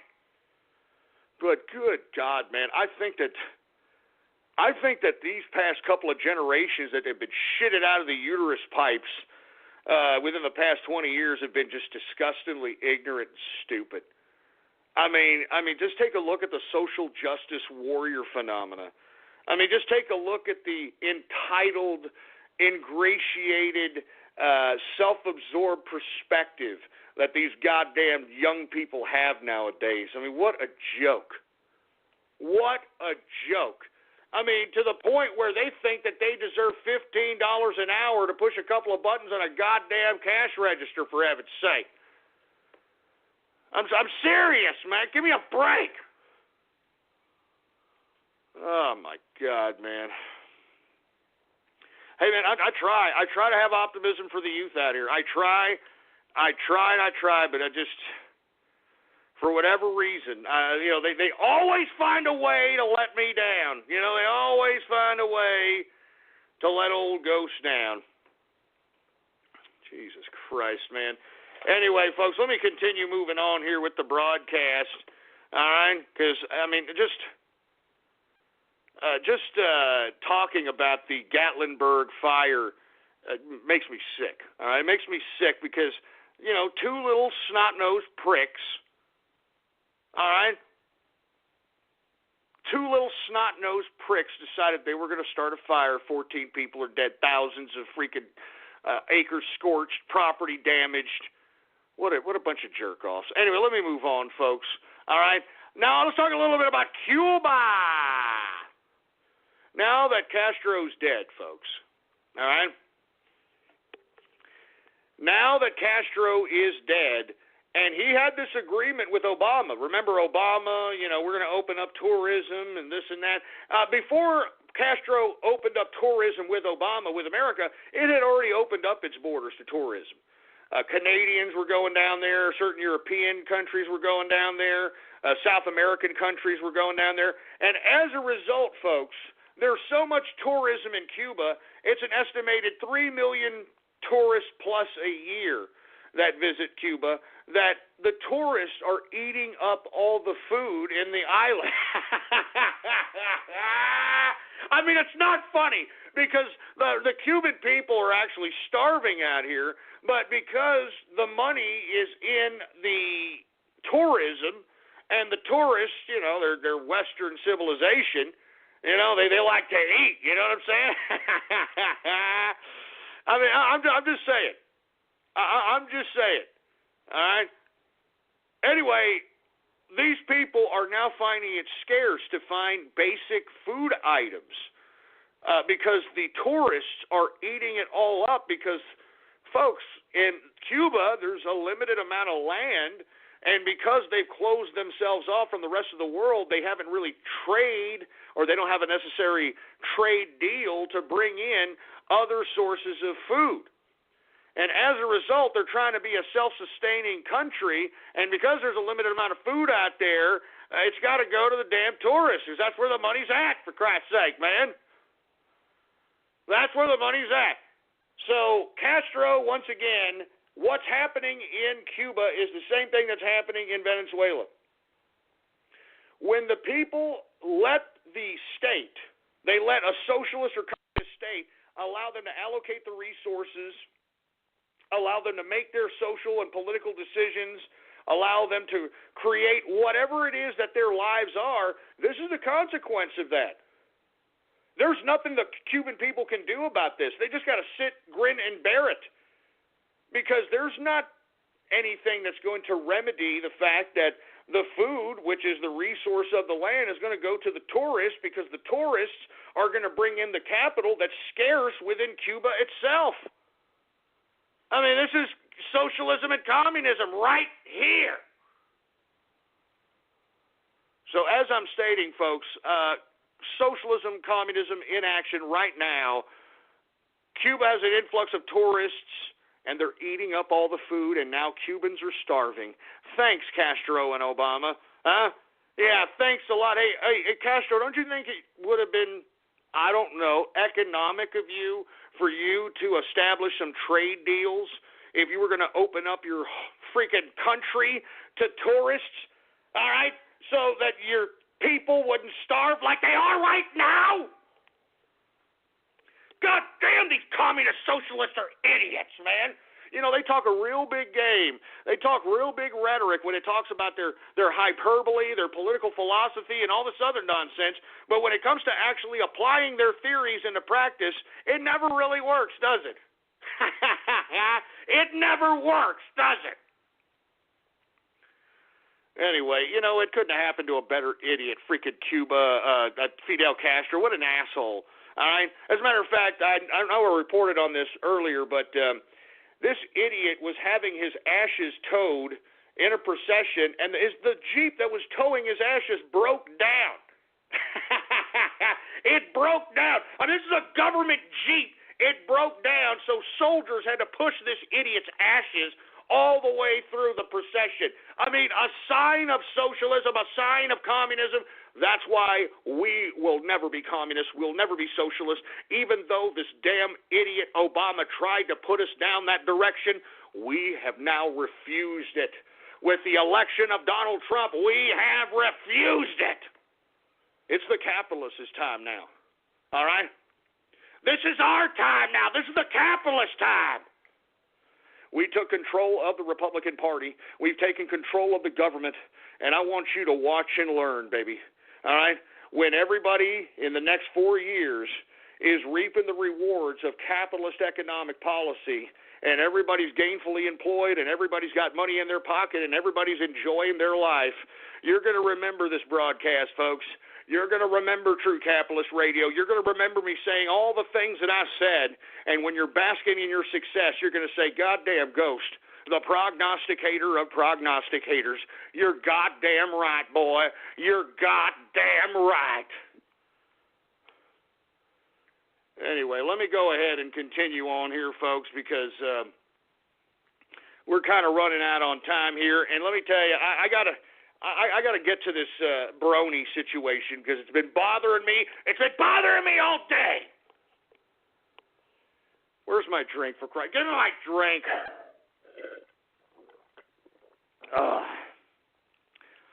Oh, man, good stuff. Anyway, once again, Cuba's influx of tourism is starving the people. Thank you, Fidel Castro. Thank you, Obama. Anyway, folks, we've been talking about the Britannia situation with Brexit and how it was a little uncertain, to say the least, on whether or not Article 50 was actually going to be invoked here. But unfortunately, the courts have said that the MPs have a say on whether or not Article 50 will be invoked, so on and so forth. Well, there's light at the end of the tunnel. According to reports, UK lawmakers do back Theresa May's March 2017 Brexit schedule. Now, the thing is that the Brexit strategy has to be made public here soon, from what I understand. And, I'm not too sure if they even have a true, actual Brexit strategy, because I don't think anybody anticipated that the damn thing was going to be voted in to begin with. But now that it is, I am glad to see this level of optimism as it pertains to Britannia finally invoking Article 50 and disassociating themselves with the European Union, because I personally believe Britannia on its own can be an economic force on its own without having the damn crutch, or I wouldn't even say crutch, I would say the albatross of the European Union. I'm serious. I'm not joking around. That's why Britannia, just as we are over here in America, we cannot stop. Just because Brexit got voted over there, folks, you had to continue to be insistent on telling these goddamn sons of bitches that lead you that you want out of the EU. You voted, the people have spoken, and you had to continue. You had to continue to harp on the idea that you're not going to let go. You're not going to let down, and you are going to honor the people's will. And that's exactly what's happening over here for us, over here in the States, folks. Us over here on the Trump train, us over here in the capitalist army, we have not let down. We have not let down because we see the liberals. They're not going to let down. The leftists never stop. They never quit. So we can't quit. This is a capitalist revolution. I'm not quitting, folks. I mean, that's why I'm trying to spark synapses in the brains of everybody that listens to me. Everybody! Because I'm telling you, folks, the more capitalists that we have in this country, the better off this country will be. I'm telling you, man, I am excited about the future. And not to mention, I'm excited about Britannia's future. I'm excited about the potential dismantling of the EU. I'm excited about the crippling of the globalist infrastructure. This bureaucratic institutionalism that's been forced on us. That's been forced on us, folks, because as I stated, at least here in America, the people have fallen asleep at the wheel for a long time politically. And we have allowed these institutionalist bureaucrats that are the political class to pass these imbalanced trade deals, to pass these ridiculous totalitarian laws, to pass these acts of war, to pass these ridiculous budget expenditures, so on and so forth, that it has crippled us. It has crippled us. And now I'm glad. Now I'm glad that we are seeing a light at the end of the tunnel, folks. We don't want your freaking world. You understand me, UN, EU? We don't care about your world. We don't want your world. A world of bureaucratic totalitarianism. A world of worldwide monopoly. We don't want it. Do you hear me, UN? Do you hear me, EU? Do you hear me, World Bank? Do you hear me? We don't want your fucking world. You.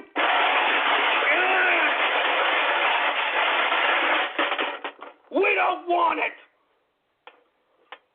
We don't want the UN. We don't want the EU. We don't want the World Trade Organization. We don't want the G8. We don't want this crap. We don't want it, folks. We don't want it. And we don't give a goddamn about your international bureaucratic institutionalist world. You were not elected, UN. You were not elected, EU. You were not elected, World Bank. You were not elected, International Monetary Fund. You were not elected. And we don't want your goddamn world. Do you understand that? We don't want your goddamn world. We don't want your goddamn world. Jesus Christ. Give me the mic. Give me the mic. And I mean it too, folks. And you should mean it as well. That's why Donald Trump said that Americanism, not globalism, will be our credo. This is America. And we're back on the world stage, folks. And we are going to be the bastions of capitalism once again. We are going to be the bastions of capitalism once again, and not the bastards of capitalism. Not the bastards. Anyway, folks, once again, I'm sorry for going off on that tirade, but once again, UK lawmakers back Theresa May's March 2017 Brexit schedule, and thank God they did. Anyway, let me get to some subject matters that I know people want me to get into, and I'm talking about Julian Assange and WikiLeaks. Now, I did allude to this earlier this week that I, for one, cannot confirm or deny the actual proof of life of Julian Assange in question. From what I understood was that he is not necessarily talking to folks because he supposedly signed an exclusive documentary type of news deal in which he gave exclusive access to himself and to his content and so on and so forth, interviews and video content to this specific company, and that's why supposedly he's not able to talk to anybody else. He can't be filmed. There's very seldom proof of life. I know that he supposedly called somewhere. It sounded like a bogus call from what I understand. I know the man's voice. So anyway, listen, I cannot confirm or deny if the man is alive, but I'm going to tell you this. If they do at some point say that he is not alive, I don't believe it. I think that he has done too much for the intelligence community of this country for him to just be disposed of at this point in time. I said this last time, and I'll say it again. If they say that he killed himself, if they say that he died of a heart attack or a stroke or something of that capacity, I believe that they're going to do a Remo Williams type of scenario.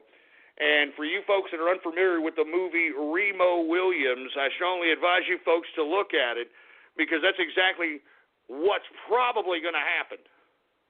You know what I'm saying? That's probably what's going to happen.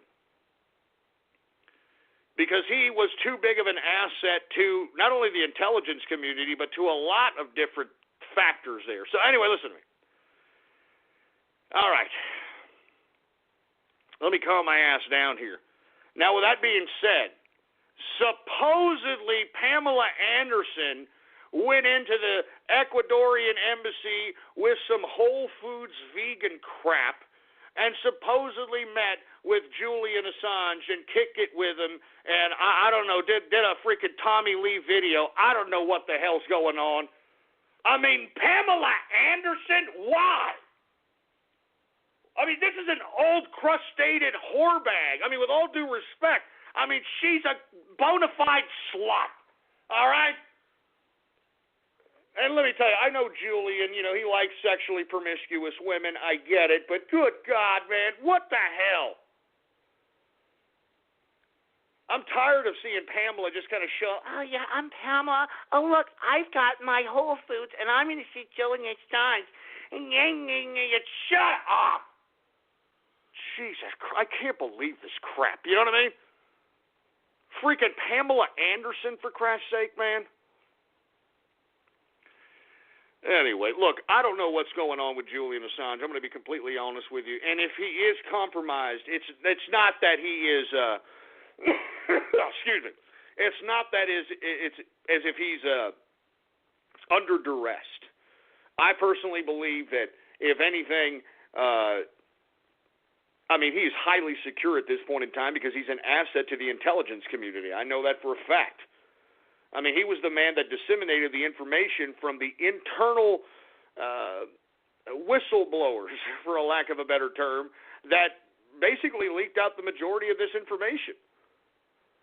I mean, aside from Seth Rich, folks, which was somebody on the inside of the DNC that conveniently died because, folks, he was the DNC leaker.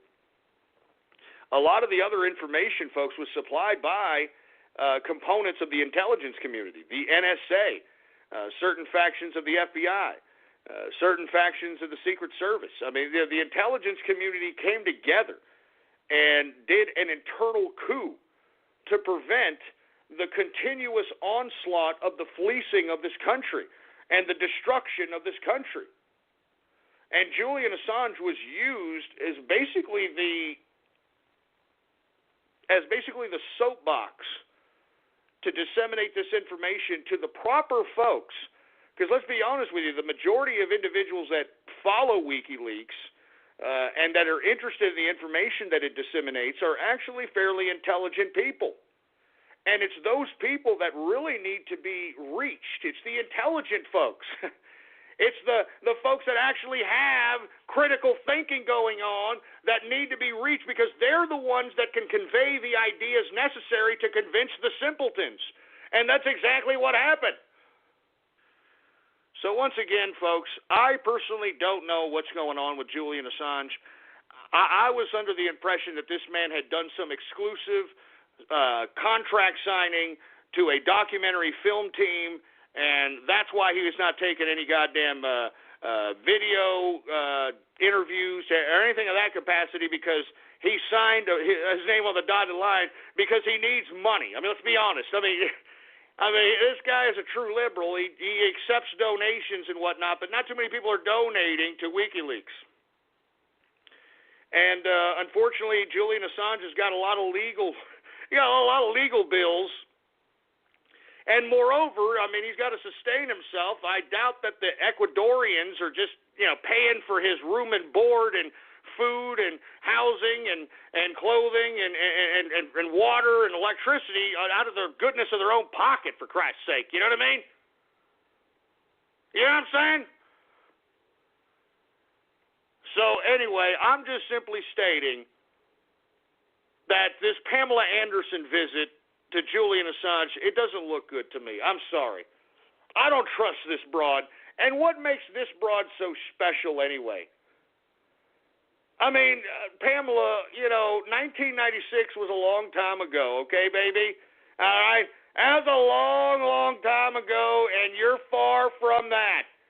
So stop prancing your little old crustated ass around as if you're still 20-something years old. I'm sick and tired of these old broads that cannot let the past go. Look, okay, great, you were once a piece. You're not anymore. Get over it. Get over it.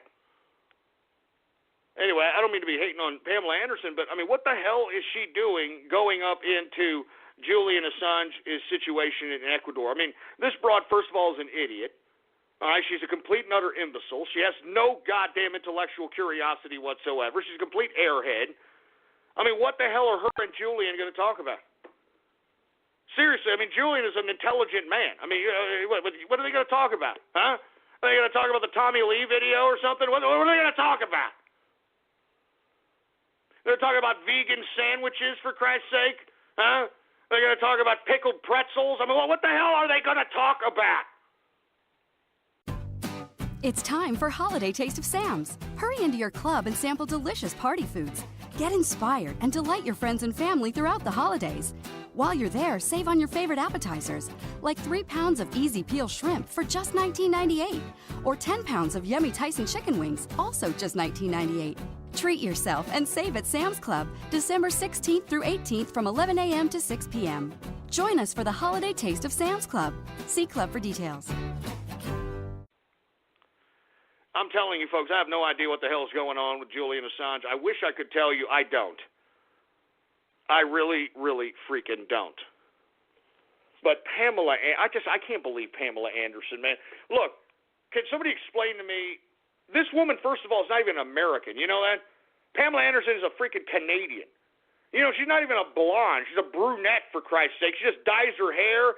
I mean, you know that the whole her in the 90s during the Baywatch days when she was a piece and all that, all fake, all plastic, all cosmetic surgery, for heaven's sake. I mean, I'm not joking. I mean, look at old Pamela Anderson before Baywatch and look at her during Baywatch. A completely different person because she bought herself. And okay, I'm not saying there's anything bad about it. You made your money. You shook your ass. That's great. You made your money. Why are you even trying to continue to maintain your relevancy? You're not relevant, Pam. You're not relevant. You are nothing more than some useless old spank bank from back in the day, and no one cares about you. I don't like the looks of Pamela Anderson going in there with Julie. I just don't. I don't know what the hell that means. I look, maybe she's, their bodies are slapping her in there. I have no idea. Maybe she's going down there and giving them a little bit of, I don't know. I don't know, but it makes no sense to me. I can tell you that right damn now. It makes no goddamn sense to me. Anyway, folks, Jesus Christ. I don't know what the hell's going on here. We got freaking Pamela Anderson out here thinking that she's Mrs. WikiLeaks now. Is that what she thinks? Huh? I'm Mrs. WikiLeaks, and because I delivered Julian Assange's vegan sandwich. Yeah. From what I understand, she's visited him, 4 times in 3 months? 4 times in 3 months. I mean, what is she planning on doing? Hooking up with him when he gets out of the freaking embassy? Get the hell out of here. You know what? Get this mic out of my... Get the hell out of here, Pam. Come on. You're old, man. I mean, that goes for all you older ladies. Now, look, if you're an attractive older lady, I mean, hey, more power to you. You know what I mean? I mean, flaunt it, okay? I get it. But, man, Pam, you're old. You're gone. You don't look like Pamela Anderson anymore. Stop it. I mean, you're used up, for Christ's sake. I mean, how many rock stars have literally ran miles on you? I mean, literally, man. Oh, my God. Anyway, give me the mic. Give me the freaking mic. And, hey, watch out, Julian, all right? She's got hepatitis, all right? So watch yourself out there if you're happen to get a little bit of a from old Pamela Anderson there, okay? Seriously, she's got hepatitis Z or some crap. I have no idea. Who the hell knows? Give me my drink, for Christ's sake.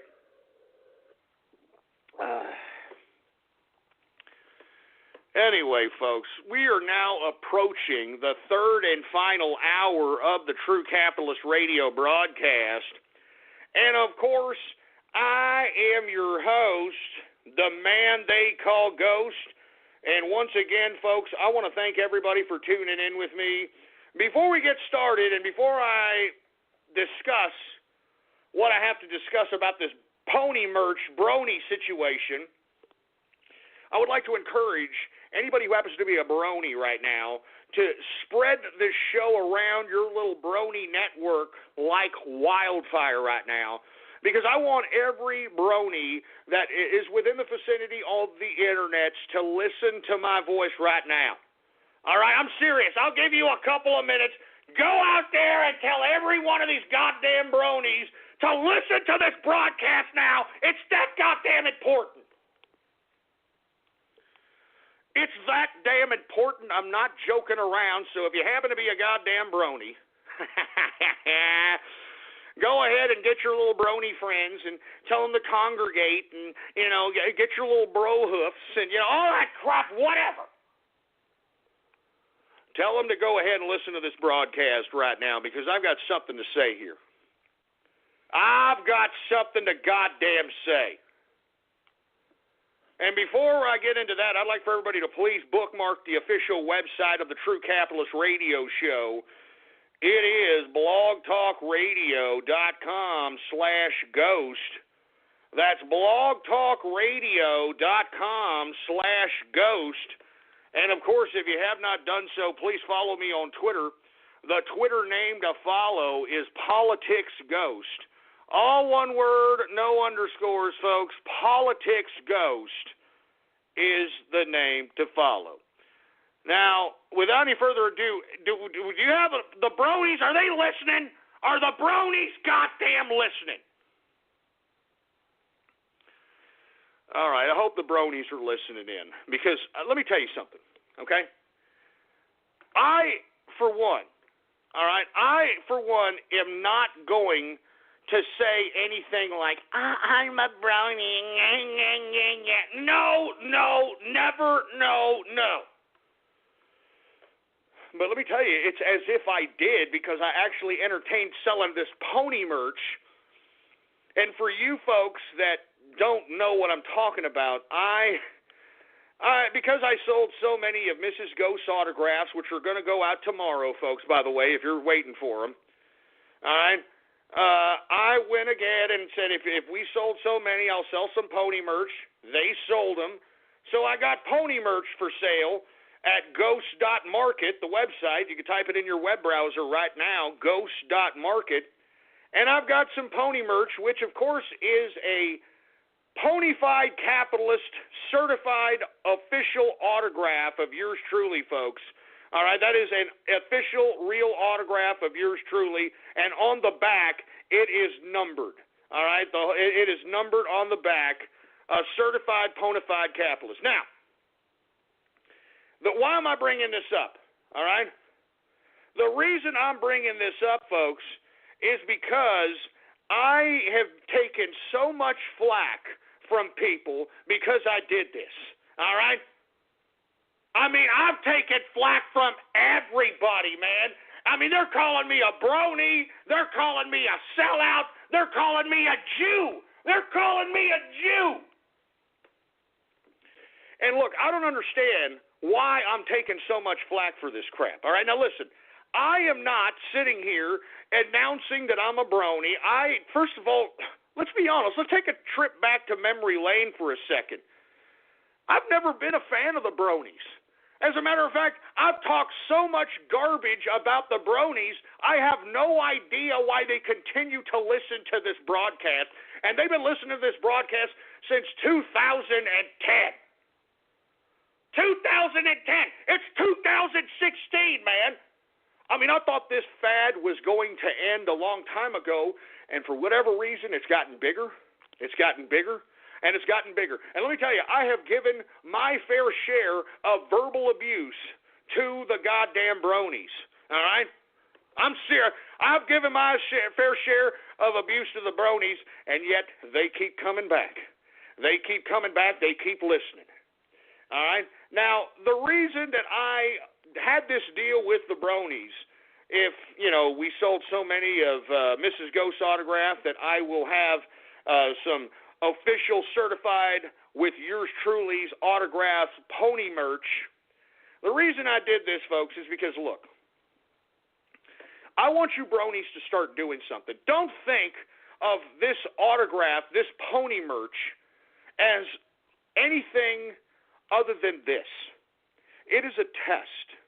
It is a test to show everybody. Because let me tell you, the bronies have always had some level of representation, whether I wanted them to or not, on this broadcast. I mean, there are people in BronyCons every year wearing regalia as it pertains to True Capitalist Radio. And I have never, ever, ever condoned this activity, and yet they continue to still come around and continue to like the show and that sort of thing. And, at this point in time, I'm taking flack for this. All right, I'm a bad guy because I put up pony merch. So I'm challenging the bronies right now. This autograph, this Ponyfied Capitalist autograph of yours truly, not only will it be the most sought-after artifact at BronyCon, but this is now a symbol on how serious bronyism really is, all right? And let me explain something, all right? Let me explain something. This is why I'm encouraging every brony, if you like bronyism, if you really do think it's serious, if you want to show the internets that this brony situation is not a fad, all right, and that you're really serious about it and that you're a serious community, I mean, why don't you show the internet and show the world by purchasing a Ponyfied Capitalist autograph in mass, in utter mass, and shock the internet and shock the world and prove to everybody, prove to them all that bronies and bronyism isn't going anywhere. Here, look, I'm going to go ahead and I'm going to tweet something right now, all right? Here it is right now on my Twitter account right now. Everybody right now, okay? If you're a true brony, if you're a real brony and you want to show the internets that you're goddamn serious, all right? And I'm certifying all these Ponyfied capitalists that buy this, all right? Each one of these are hand-signed and numbered, folks. Go ahead right now, all right? All right, I'm telling you, this will signify a whole bunch of stuff. If by some chance bronies buy the hell out of Ponyfied capitalist autographs, you know how many people will be shocked? You know how many people would be shocked that bronyism is for real and it's not some jerk dick wannabe Johnny-come-lately circle jerk, for Christ's sake? I'm serious, bronies, I'm serious. Show the world, show the internet that you're serious. I'm telling you, man. I mean, isn't there thousands upon thousands upon thousands? I'm literally having about 65,000 listeners live on this broadcast. Why don't you show all them that you're serious, that this bronyism, this brohoof, this whatever it is here to stay. I mean, look at how many have sold thus far, folks. There have almost been 40 of these things sold thus far. I mean, just imagine if that stuff surpassed my goddamn autograph. Just imagine if we sold 500 of these things. I mean, that just shows that the bronies are serious. And look, you got to respect that. You've got to respect that level of dedication. And that's why I'm calling you bronies out. That's why I'm calling you bronies out. Show the internet if you're freaking for real, man. Show the internet if you're freaking for real. I'm calling you bronies out. Now, before I get to Radio Graffiti, what I'm going to do is I'm going to do some Twitter shout-outs right now. That's right. I'm going to do some Twitter shout-outs. And the tweet to retweet is the first tweet that says, show the internet's bronies aren't a fad. All right? Retweet that tweet, and I will give you a Twitter shout-out right here, right now, live in the broadcast. I'm not joking around, bronies, all right? I mean, it's time for you all to show the internet some thing or two about a goddamn thing or two. And if you don't, well, then it just goes to show you that everybody who's given me criticism is right, and I'm just going to go ahead and never touch this brony thing ever again. All right? Seriously, I'm not joking around. It's one or the other at this point in time. It's one or the other. Either we sell a bunch of goddamn bona fide capitalists and the bronies are continuing, they're going to be a part of the broadcast, or we don't. And as a result, we're just going to eliminate the bronies. We're going to systematically remove the bronies, and they're going to be a memory of true capitalist radio. I mean, I think that's a fair deal, folks. And as a matter of fact, I'm putting the bronies on the spot here. I'm putting them on the spot because if they're true to their group, if they're true to their brohoof, if they're true to their little creed, their little clan, they'll go ahead and organize all the bronies, and they'll try to purchase as many of these bona fide capitalists as they possibly can to show the internets that, hey, we're ponies, and we're here to stay. But if they don't, well, then we're just going to eliminate the whole brony outfit out of the goddamn show altogether. I'm not joking around. It's one or the other. I'm drawing the line in the sand. All right, bronies, either you go and show that you're a legit damn fan base and you show the internet that you're legit and you purchase as many bona fide capitalist autographs as you possibly can, or we eliminate bronies altogether and even acknowledge the bronies and even ever talk about bronies again on this broadcast. All right? It's as simple as that. It's as simple as that. Anyway, do we got any Twitter shout-outs, engineer? All right. Well, I'm going to go ahead and do some Twitter shout-outs and, of course, retweet the tweet that says, show the internet's bronies are not a fad. Anyway, we got the Noid coming for Ghost. Yeah, shut up. Sneak around. I'm not going to say that disgusting name. We got Chrome Thunder, for Christ's sake. We got Novelty Best, Dubstep Cuck, Tyson Rocket, Whiners in BN Chat.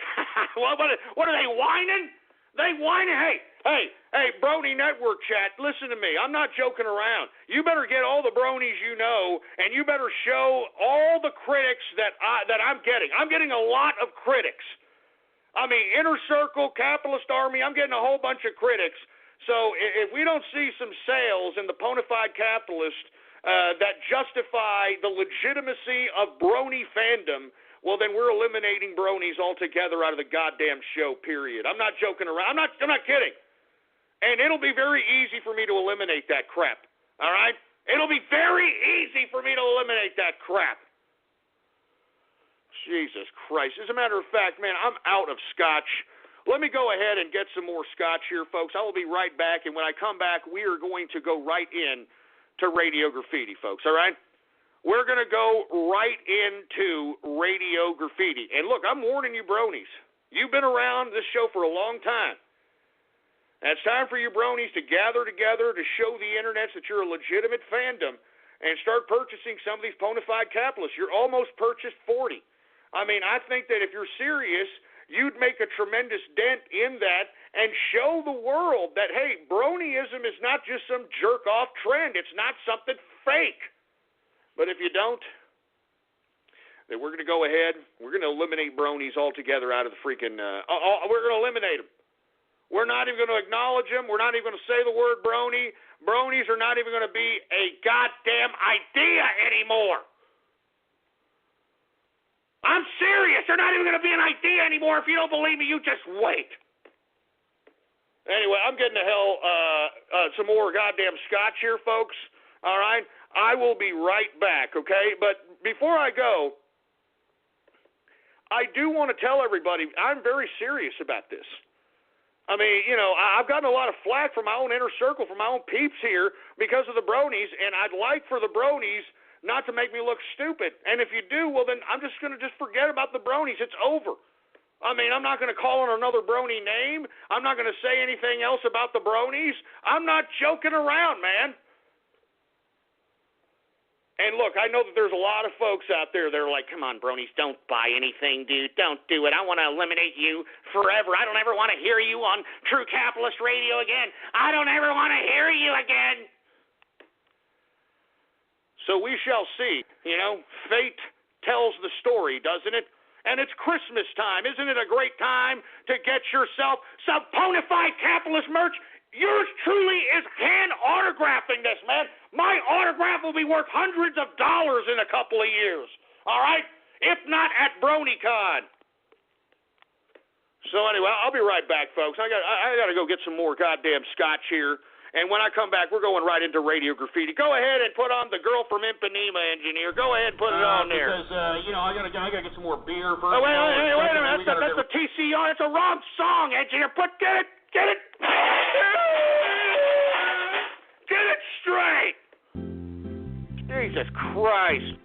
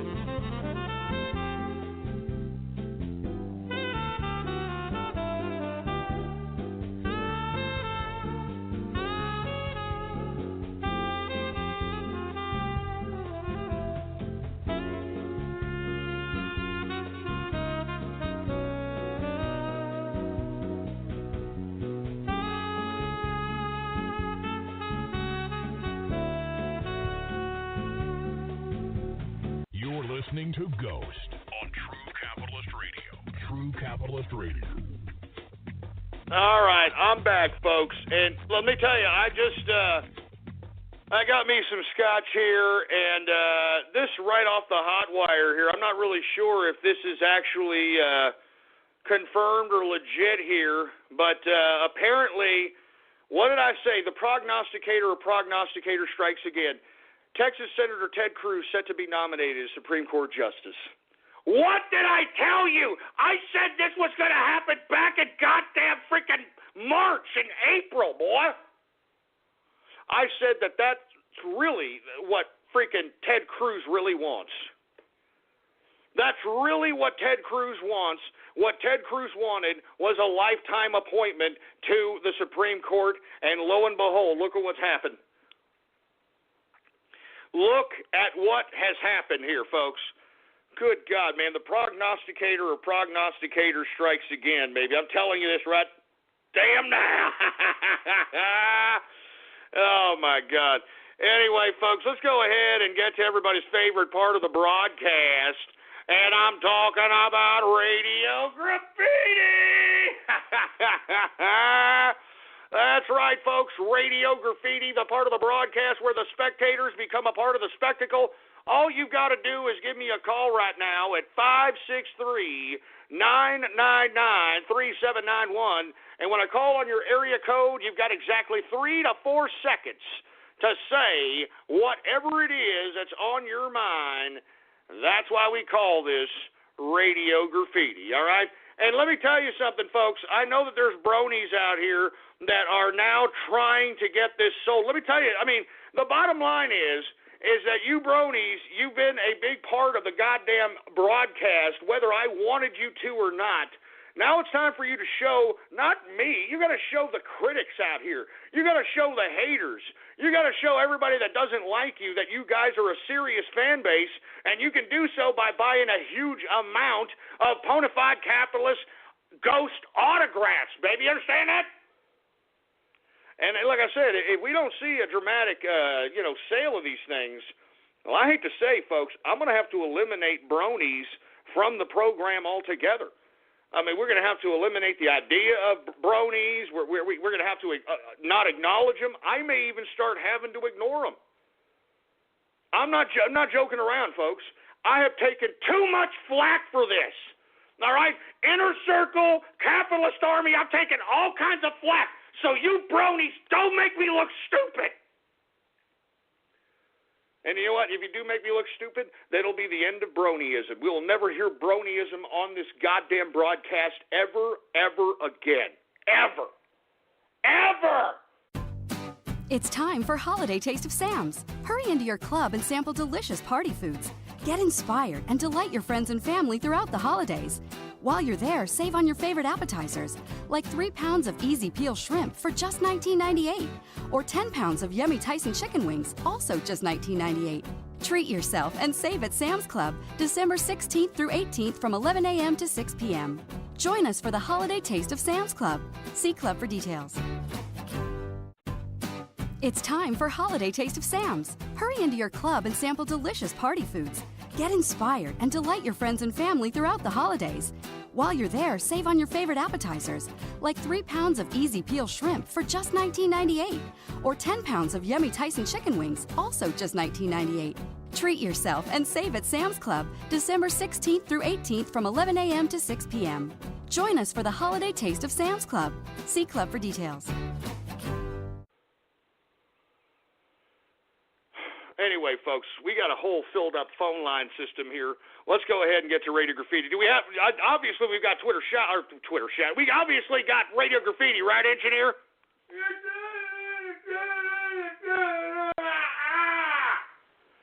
All right. Well, let's go ahead and get to Radio Graffiti right now. Anyway, let's go ahead and get to Radio Graffiti. I don't know what the hell is going on. How about anonymous Radio Graffiti? Now listen close. Here's a little lesson in trollery. This is going down in closery. If you wanna make a gopher throw his can, you have to get him betrayed by his fans. So just call him up and wait in queue. Be careful not to be a deaf mute. Say something.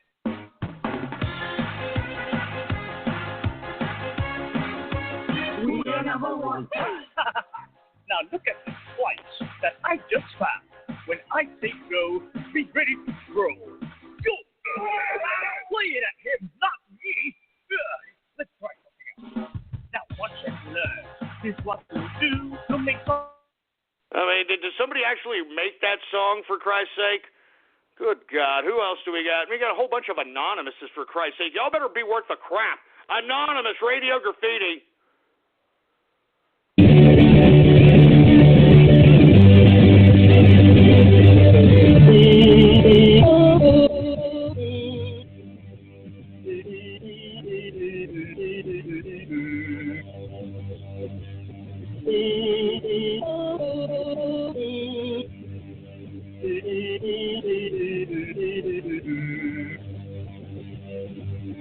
I mean, Jesus Christ, was it a vibrator song, for Christ's sake? Anonymous Radio Graffiti. The pleasure of her tight pussy, rub it on you, cock neglects any discomfort. No, not this idiot. Here, start clicking off the first several one of those lines. Probably the same asshole. Click them off, engineer. Clear out some of those lines. Anonymous Radio Graffiti. A secret place where no one dares to go. After 30 Yeah, you know what? Start clicking off anonymouses now. We're clicking off all anonymouses since you're going to be a dumb jerk about it, an unoriginal prick. Click them all off. Click all the anonymouses off. Sick of these idiots. 214 Radio Graffiti. Pineapple man. Pineapple, apple man.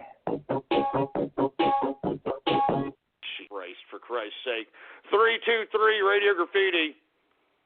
I just love fisting. In fact, just go ahead and shove your arm in deeper. Oh, no, we have to back out now. Here, just shove it in deeper. I can barely control myself. This is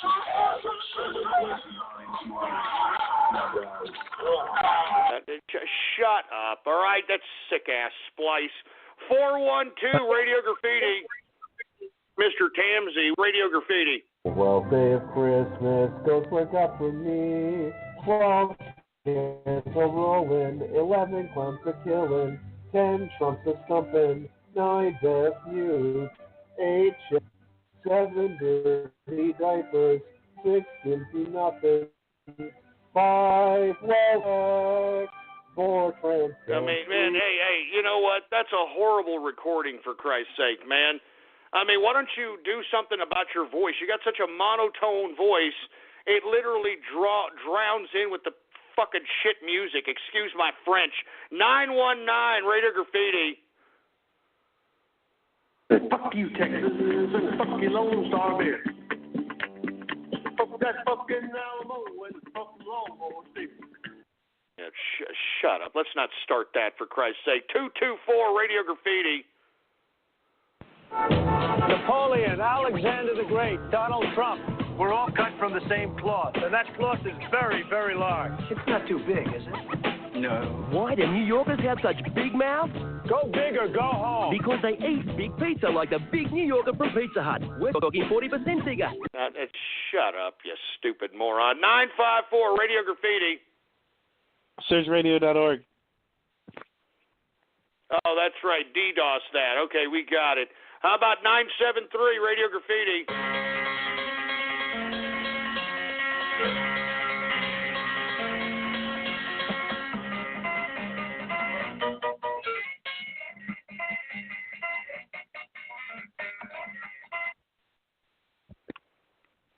Well, what the hell was that about? Seriously, what the hell was that? How about Raiden Snake, Radio Graffiti? Well, I thought that was Raiden Snake. I guess not. How about Anonymous, Radio Graffiti? You ain't English. You ain't English, sweetheart. You ain't English. None of you fucking English. Get back to your fucking country. Like common day, boy. Read this topic now with Stockholm. Yeah, I have no idea what the hell that's about. How about 619 Radio Graffiti? Hey, Ghost, I have a question. Are you gonna include any kind of money or gift cards in the cards you're giving away for Christmas? No, well, I don't know yet. As a matter of fact, what I'm going to do is tomorrow, as a matter of fact, for Baller Friday, I'm going to have random drawings for people that actually purchased the Ghost Capitalism or Death autograph. I'm going to be giving away some gift cards. I know where all the damn Capitalism or Death Ghost autographs went, so whatever number I get, I know exactly where to send it. So, I mean, that's what I'm going to start doing here, and I'll do the same thing for the bona fide capitalists because they're going to be numbered, but I'm looking at the numbers here. How are they doing, engineer, for Christ's sake? Well, it doesn't seem that the bronies are taking us very serious, man. So this just may be the end of bronies on True Capitalist Radio. I don't know yet. It's up to the bronies. They are the ones that can create their own fate, all right? They're the ones that can create their own fate, not me. We shall see. 903 Radio Graffiti. Hey, Ghost, I had a quick question about the brony stuff. Is there any way that if you're talking about selling another autograph that Ghosts will use, if we bought more than the bronies bought, can we just ban them outright? Because I'm sick of these people. Well, that's a very good point. I mean, I was considering putting out a Ghostler Youth autograph, but I don't know if I should do that. I don't know. I'll see. That's actually a rather decent proposition. I mean, I'll go ahead and put, the Ghostler Youth autograph. I might even put it a little cheaper, than the bona fide capitalist because, hey, it's brony tax, all right? I don't know. We'll see. That's a very good point. You know what? If I put up Ghostler Youth tomorrow, that sounds like a pretty good proposition, all right? Whoever sells more, either the bronies stay or they go. That sounds great. That sounds great. It sounds excellent, and it sounds fair, it sounds democratic, and it sounds capitalist. I love it. I love it. I'm going to see if I can do that. I'm going to see if I can make that happen for that gentleman. We're going to see if this, we're going to see. We're going to see. How about, I think we got Raiden Snake, Radio Graffiti. Yeah, you obviously called on another 501, by the way. Yeah, there's obviously another 501. What's going on, man? How you doing? I'm all right, just chilling out. Obviously, it's a lovely, it's a cold evening tonight, obviously here. It's very cold over here as well there, Raiden Snake. I don't know what the hell's going on here. I know, it was fogging over on, say, when I went to London the other day. There was literally, I kid you not, the fog was so thick you couldn't even see 5 meters. That's how bad it was. Yeah, that's unbelievable, man. So, you got anything to say here? Or you want to give a shout out? You want to give some props? You want to say something? Well, yeah, just quickly. I mean, did you hear about did you obviously see my tweet about Prince Andrew? Just recently. No, I didn't get to see it. What's that? Oh, well, put it simple. He's demanding the Queen and Prince Charles. Basically, he wants a better status, obviously, for his kids and grandkids. Basically, saying that they should get what was it they called? Working class royals, obviously from the taxpayer. So basically, and this is Fergie's old man, right? This is Fergie's old man. Yeah. I think so. Oh, man, that's I don't know what the hell this guy's after. Hey, let me tell you, thank you very much, Raiden Snake, man. I mean, I want to keep going with you, but we're moving on to Radio Graffiti. Fergie's husband now wants some more money. Is that what it's all about? I mean, Fergie lied to get freaking paparazzi money. So, come on, man. Come on, man. How about 352 Radio Graffiti? Capitalist.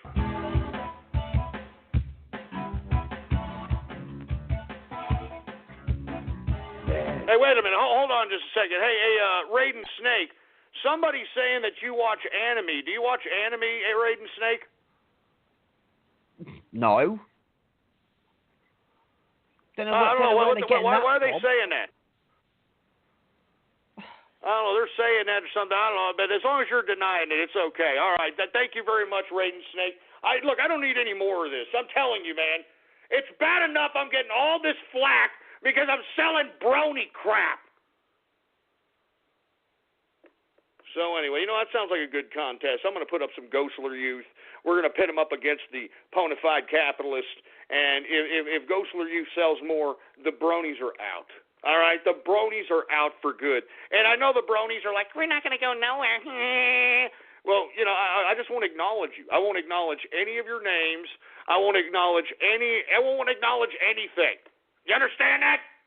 You'll just be a moment in history, a bad moment in history. Anyway, let me move on, folks. I have no idea what the hell's going on here. How about Anonymous, Radio Graffiti? All right, we got more Helen Keller deaf mutes, for Christ's sake. 435, Radio Graffiti.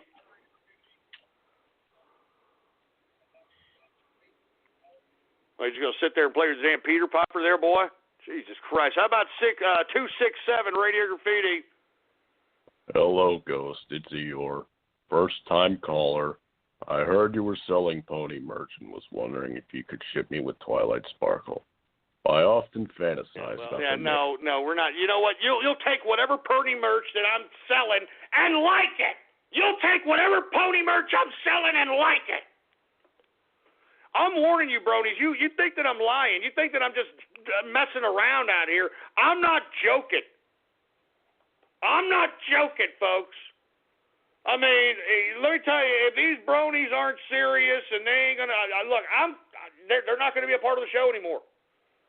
They're not going to be a part of the damn show. I'm not joking around. I am Xing them out of the show if they aren't taking my proposition to them serious and buying bona fide capitalists in abundance so that they can prove to the internet, they can show the internet that they're for real. How about Anonymous, Radio Graffiti? Take that, correction, you Asperger boy! Oh, yeah, you're going to have yourself a meltdown? Teutonic plague. I guarantee you son of a bitch. Damn it. Leave Karaskin alone! Leave Karaskin alone, you sack of crap! Just leave him alone! Yeah, I'm telling you. I'm telling you, assholes. I'm telling you. I'm telling you, boy. Give me the freaking mic. Give me the mic. Give me the goddamn mic. I'm telling you, you need to stop. You need to cut your crap. All of you. You need to cut your damn crap. 443 Radio Goddamn Graffiti. J-Man Capitalist Radio Graffiti. Castro Radio. True Castro Radio. I am your host, the man they call Ghost. Hello, I have those marks. I'm the only educator counselor. Keep it there. That's it. Period. From a federal base. Drop to Sonic Cuba. Sound prettier than a capitalist, for Christ's sake. And now, the shooting of your leader for life.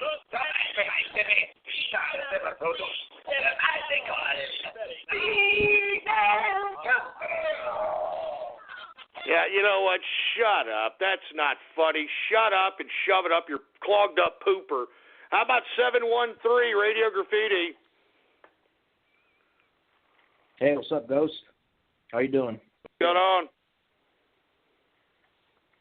Yeah. What's going on, man? I just want to let you know about one of your bona fide capitalist autographs. Looks badass. Hey, man, thank you very much. I appreciate it. And why don't you encourage some of your other bronies to do it as well, man, because if not, they're going to be X'd out of the show.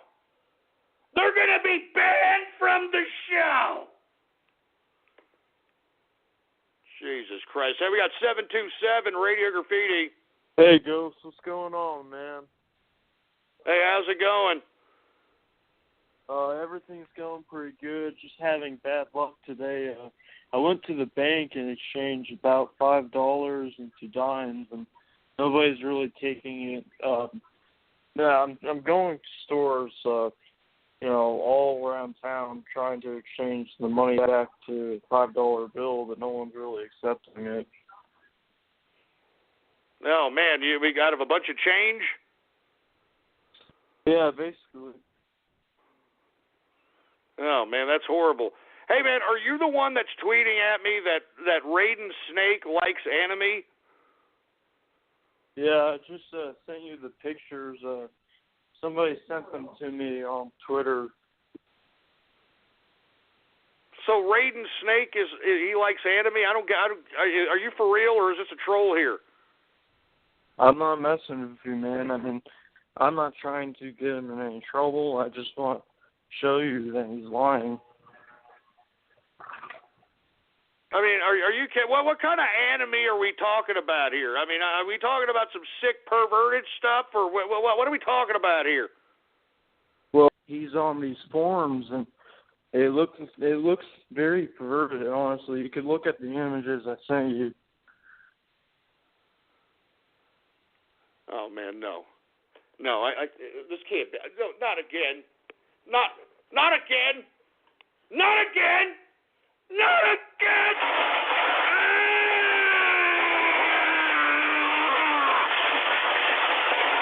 Not again! What the hell is going on around here? What in the hell is going on around here? Oh, God! Oh, God, what?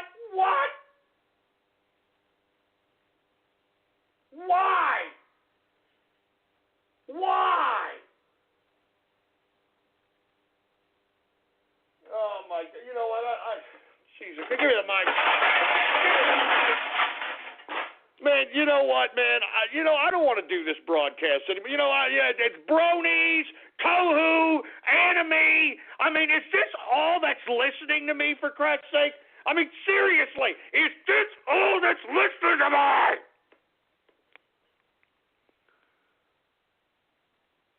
I mean, is this all that's listening to?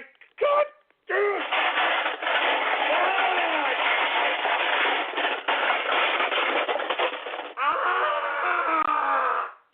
Is this all that's listening to me, folks? I mean, seriously, man. I mean, bronies, tohus, anime.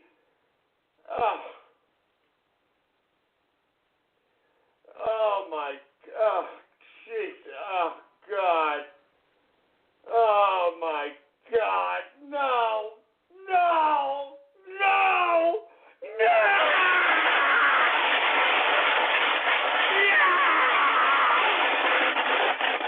Oh, God.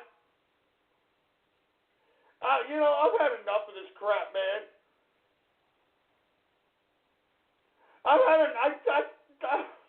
God. Why?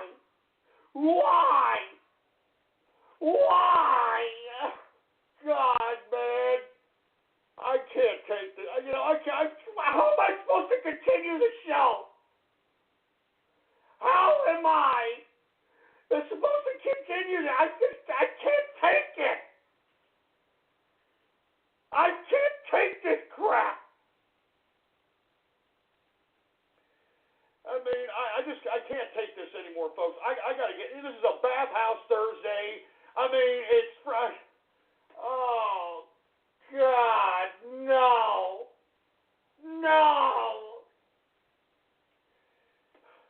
Give me the mic. Oh, man, no. Why?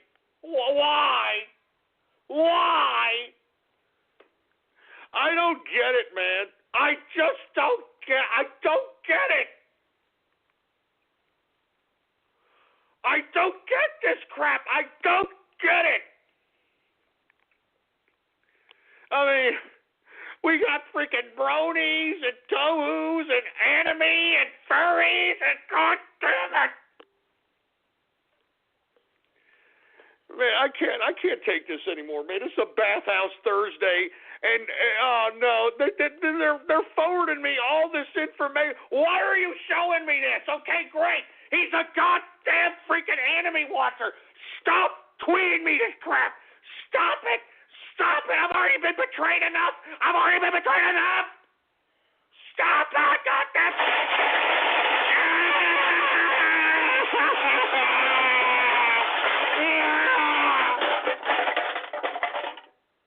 I've had enough, man. I'm serious. I've had enough. I've had enough.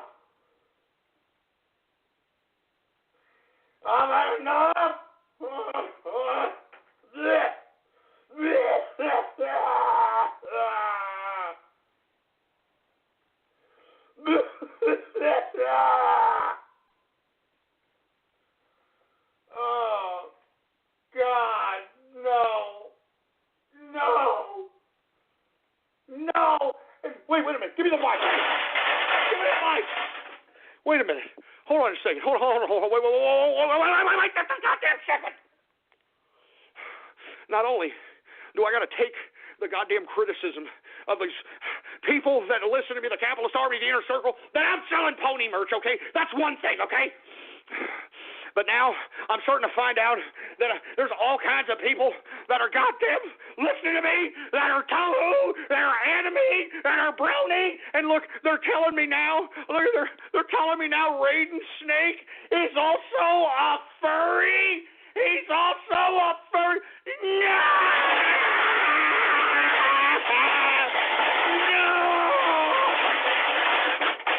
Oh, God, no!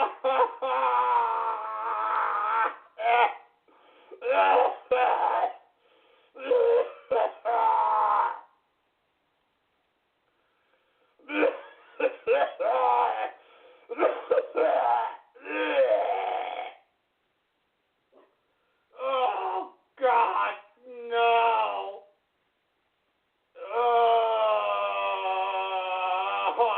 Oh, God. Oh, man, no. No. Oh, my God, no. Oh, no. I can't. I can't. I can't.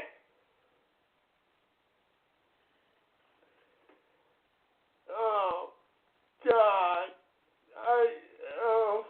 I can't do this anymore. I can't do this anymore, man. I'm done with this crap. I'm done with this crap. I'm so done with this garbage. I'm so done.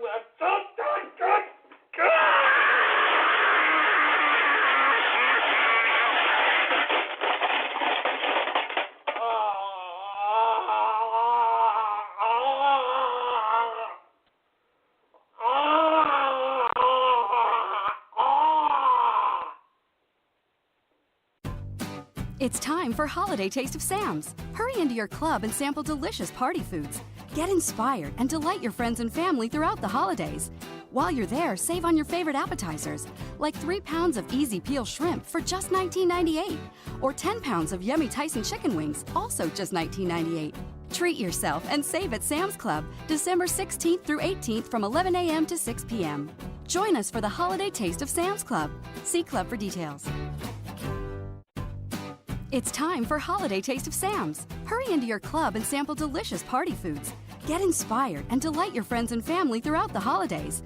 While you're there, save on your favorite appetizers, like 3 pounds of easy peel shrimp for just $19.98, or 10 pounds of yummy Tyson chicken wings, also just $19.98. Treat yourself and save at Sam's Club, December 16th through 18th from 11 a.m. to 6 p.m. Join us for the Holiday Taste of Sam's Club. See Club for details.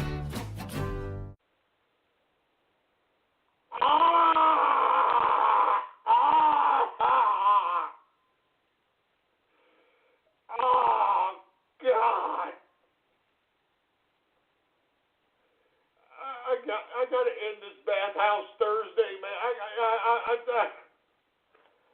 I'm done.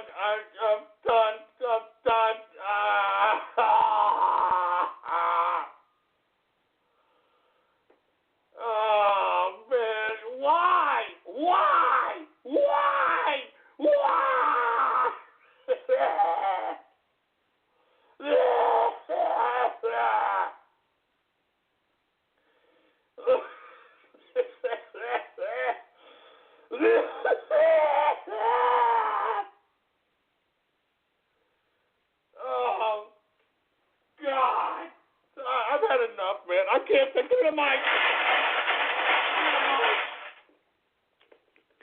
I can't. I can't.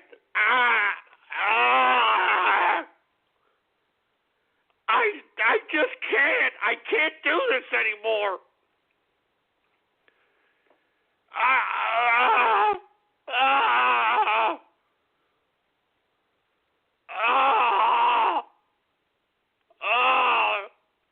God. I gotta get out of here, folks. I gotta get out of here. I can't. What the hell am I doing? What kind of a show am I running? What kind of a show am I running? God. Oh, God. I gotta get out of here, folks. I'm sorry, man. I gotta get out of here. I gotta go. I'm sorry. I can't do this. I mean, this is just too much. This is just too much. My heart, it hurts. It hurts right here. Oh my gosh, it freaking hurts. I mean, the betrayal. I can't explain it. I can't. I give you almost 1,500 hours of my life, man. God. Oh, I gotta get out of here. I gotta get out of here. I'm sorry. I'll be back tomorrow. I don't know if I am. I don't know if I'll be back tomorrow for a goddamn Baller Friday. I don't know. God damn it. Good God, I don't know. I don't know. I don't know. I got to get out of here, folks. Follow me on Twitter if you want. I don't care. I don't care. You're probably watching anime or you're a tohu or you're a goddamn brony anyway, so I don't care. I don't care. Oh, God.